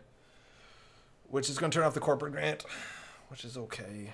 In theory, we could install something here if we want to make them lose a credit, but it's not actually that impactful. Imagine also how much better this gets when Siphon is around, right? Like, there's no way for us to interact with their credits, but imagine the 2 of them together. Like, it's actually going to be absolutely disgusting when they reprint account Siphon, which will happen. We know it's going to happen.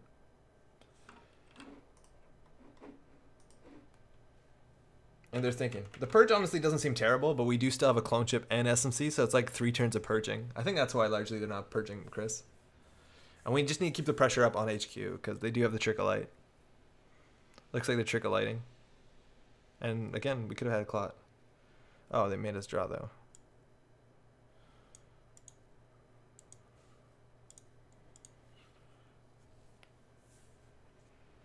They got to score still a bunch of Siphon was degenerate. I miss Vamp. Vamp is so much more degenerate.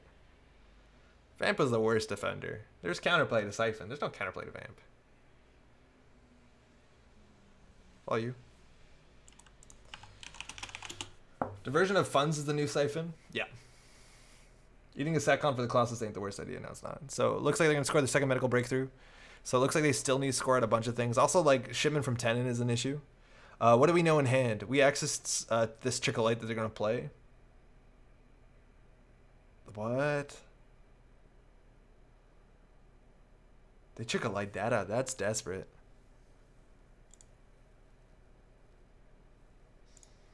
Well, we got to do what we got to do.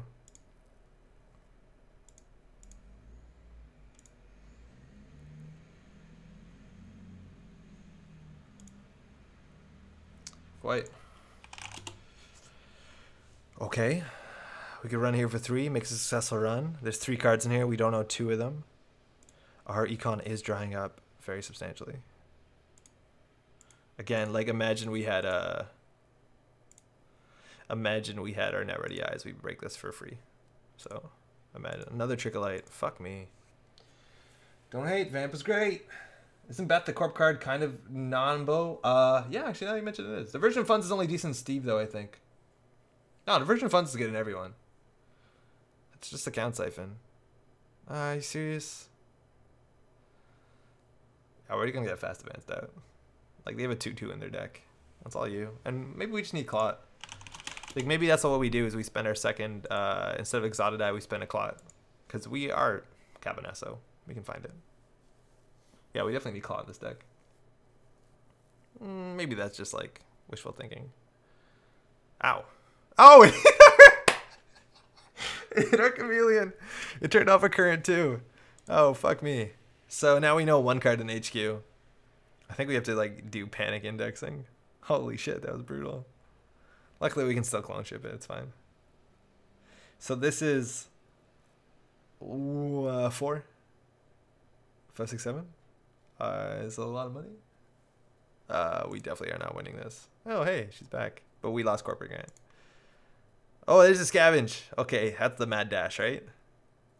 So you can run HQ for 2, see a 50-50. You can also just install this. It doesn't actually do anything. But let's just keep a card in hand. Sorry for the bad Nazi card, Joker. I generally misunderstood Anansi. Oh, shit. No, it's okay. Yeah, Anansi is a spider storyteller from African folklore. So much worse than a count siphon, and same old thing is very good. No, but it's still a great card. It's a 10 credit swing and a card. That's fine. It's good in Gabe. Wassel, how's it going? How's work? So what do we do? There's so many things we lose to. Luckily, there's 2 Trickle-Lights out, but we lose to... I guess they'd have to either draw the agenda. This could be the 2-2 we could lose. I guess they would probably score that out before... Oh, it's not even a 2-2. It's a 3-2. Fuck me. And what's left in our deck? Another corporate grant. I guess we just need money. Well, so much for that. Beth is technically value. This is not value. I don't even know if we can install our Brahmin. Our Brahmin's actually relatively good. It's like a really cheap breaker. And it lets us like indexing scavenge mad dash for the win. This is technically infinite value. I think a scavenge is bad. We have a clone chip. Ah, fuck. This doesn't seem good. I don't know if they're running cheap ice. Howdy, Andre. That poor chameleon. What's up, puppy? How's it going? Yeah, things are not looking good for us. This was a good idea. I've been double and costing cards it a lot, I think. Just make it super good and priority. It's also good early game, though, right? If we can keep their money down, it's good. It's 5 a.m. here. I was out till midnight playing Netrunner yesterday. Aye. Gila Arcology, and then the genotyping. So 2 unknown cards in archives. Alright, so if we know this is, if we're pretty sure that this is the swordsman, we don't have an AI installed yet, but we will install one. This, how much does this cost? So this cost 2 credits per +1 strength. That's actually expensive. Ah, it's cheaper with the Gordian Blade. Brahmin's pretty terrible against DNA Tracker. Yeah, it's not. I thought this actually would be a good breaker. It's not. It's expensive. Calibration, Trigger Light. Okay. How do we win? Last two cards is Corporate Grant and something else. We have to win just like on Lucky Central servers. This recurs 3 cards? 4 cards. Up to 4. But they're not even doing up to 4. Hey, it's back. Oh, that's the last card. The absolute worst card in the deck possible. Because it's going to hit all our good stuff. We can't play this. Ah, fuck it. We have to play it. It hit our indexing. Alright.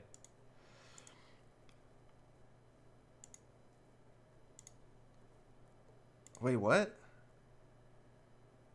Oh, it's +1 strength? I thought it was +2 strength. Oh, that's trash. How's that not +2 strength?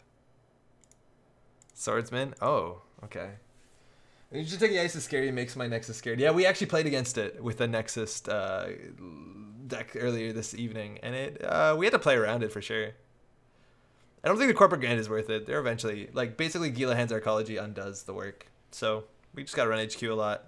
We died a double snare somehow. Yeah, I thought this was 2 strength. Why? Why did I think that? Yikes. There's no way we win this. We have to get super lucky. Oh, fuck.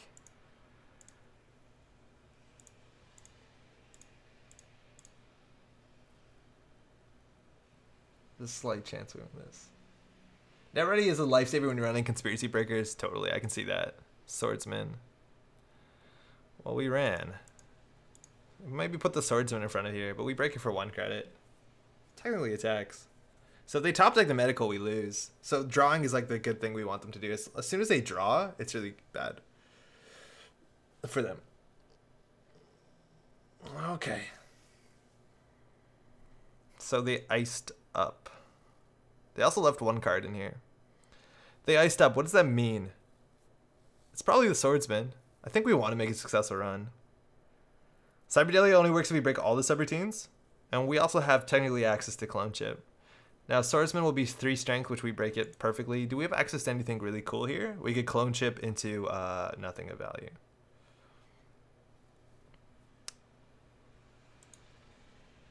Yeah, we don't have enough multi-access in this deck. We'll do this. Because 3 strength is probably good. Unless this is like a DNA tracker and then we're a really bad spot. Oh, what's the classes? Oh man, we could have made this 4 strength. We'll trash. Take a tag.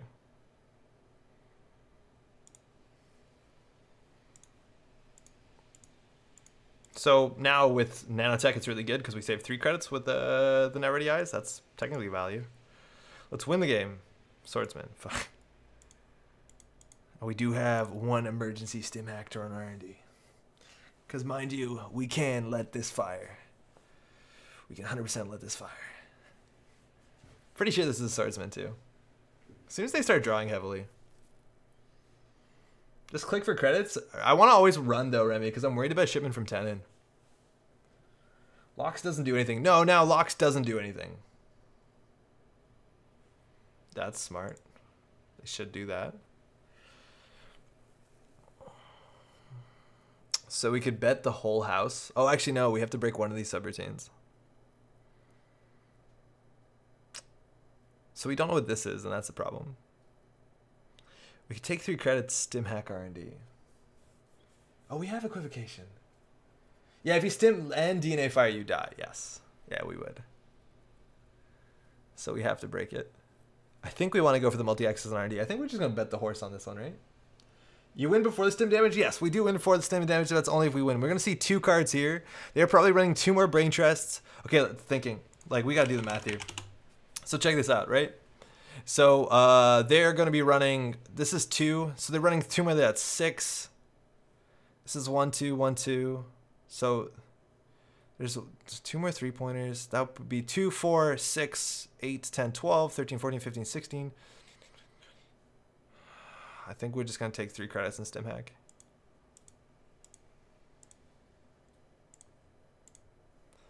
Good luck, guys.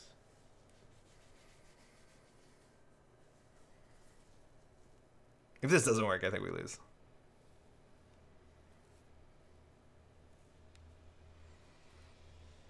Looks like a lot of credits, though. Yeah, they might be on one more Gila, which is technically worthless. The Gila hands. Oh, it's a Yagura. We're going to break both of those. Seems important. So what's this? Don't know. Again, also, we spent a lot of money. 7 credits is not like a... There's no 7 credit ice that we have to worry about. So this, luckily, 1, 2, 3. So it's basically 1 free run. Technically value. Actually. Oh.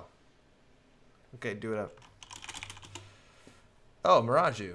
Oh, fuck. Fire. Fire it. So we obviously don't want to break that because we don't want to be put on archives. Half a league, half a league, half a league onwards. Yes. Get your cyber money. Thank you. So Miraju draws 1 card, shuffles it back. That's actually a really bad ice to hit right now. They can definitely take an agenda out of the deck, but they also shuffled it, which honestly doesn't matter. I guess this ordering is kind of bad. Oh, yes. Oh, no! Fuck! Shit! I misclicked.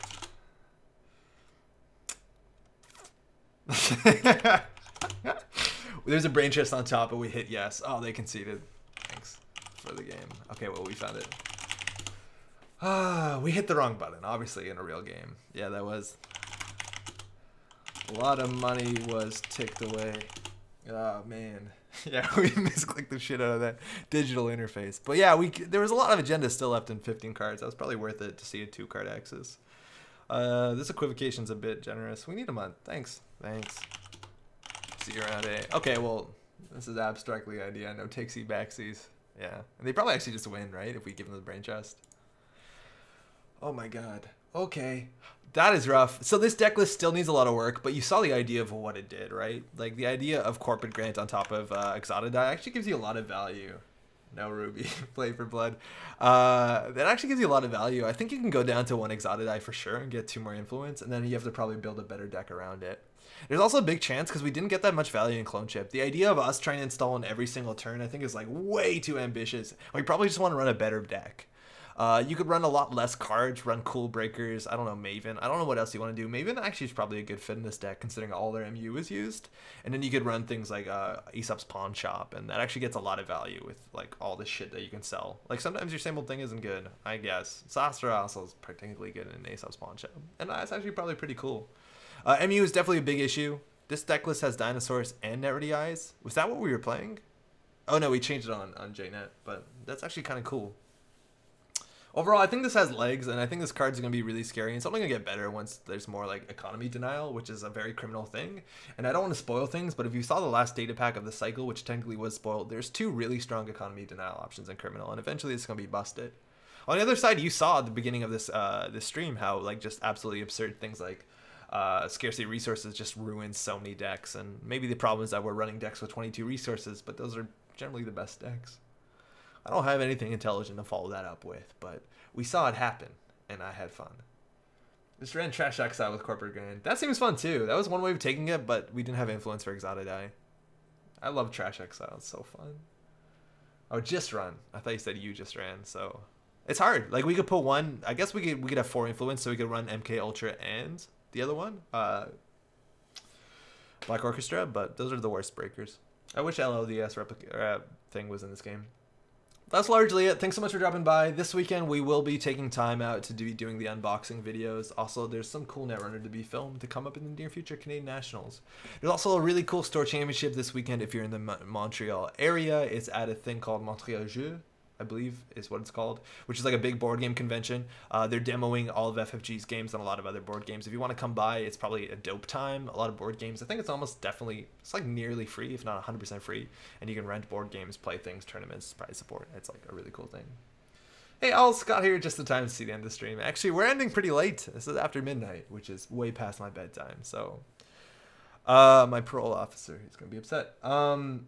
That's largely it. Thanks so much for dropping by, and we'll hopefully see you next week. Ciao.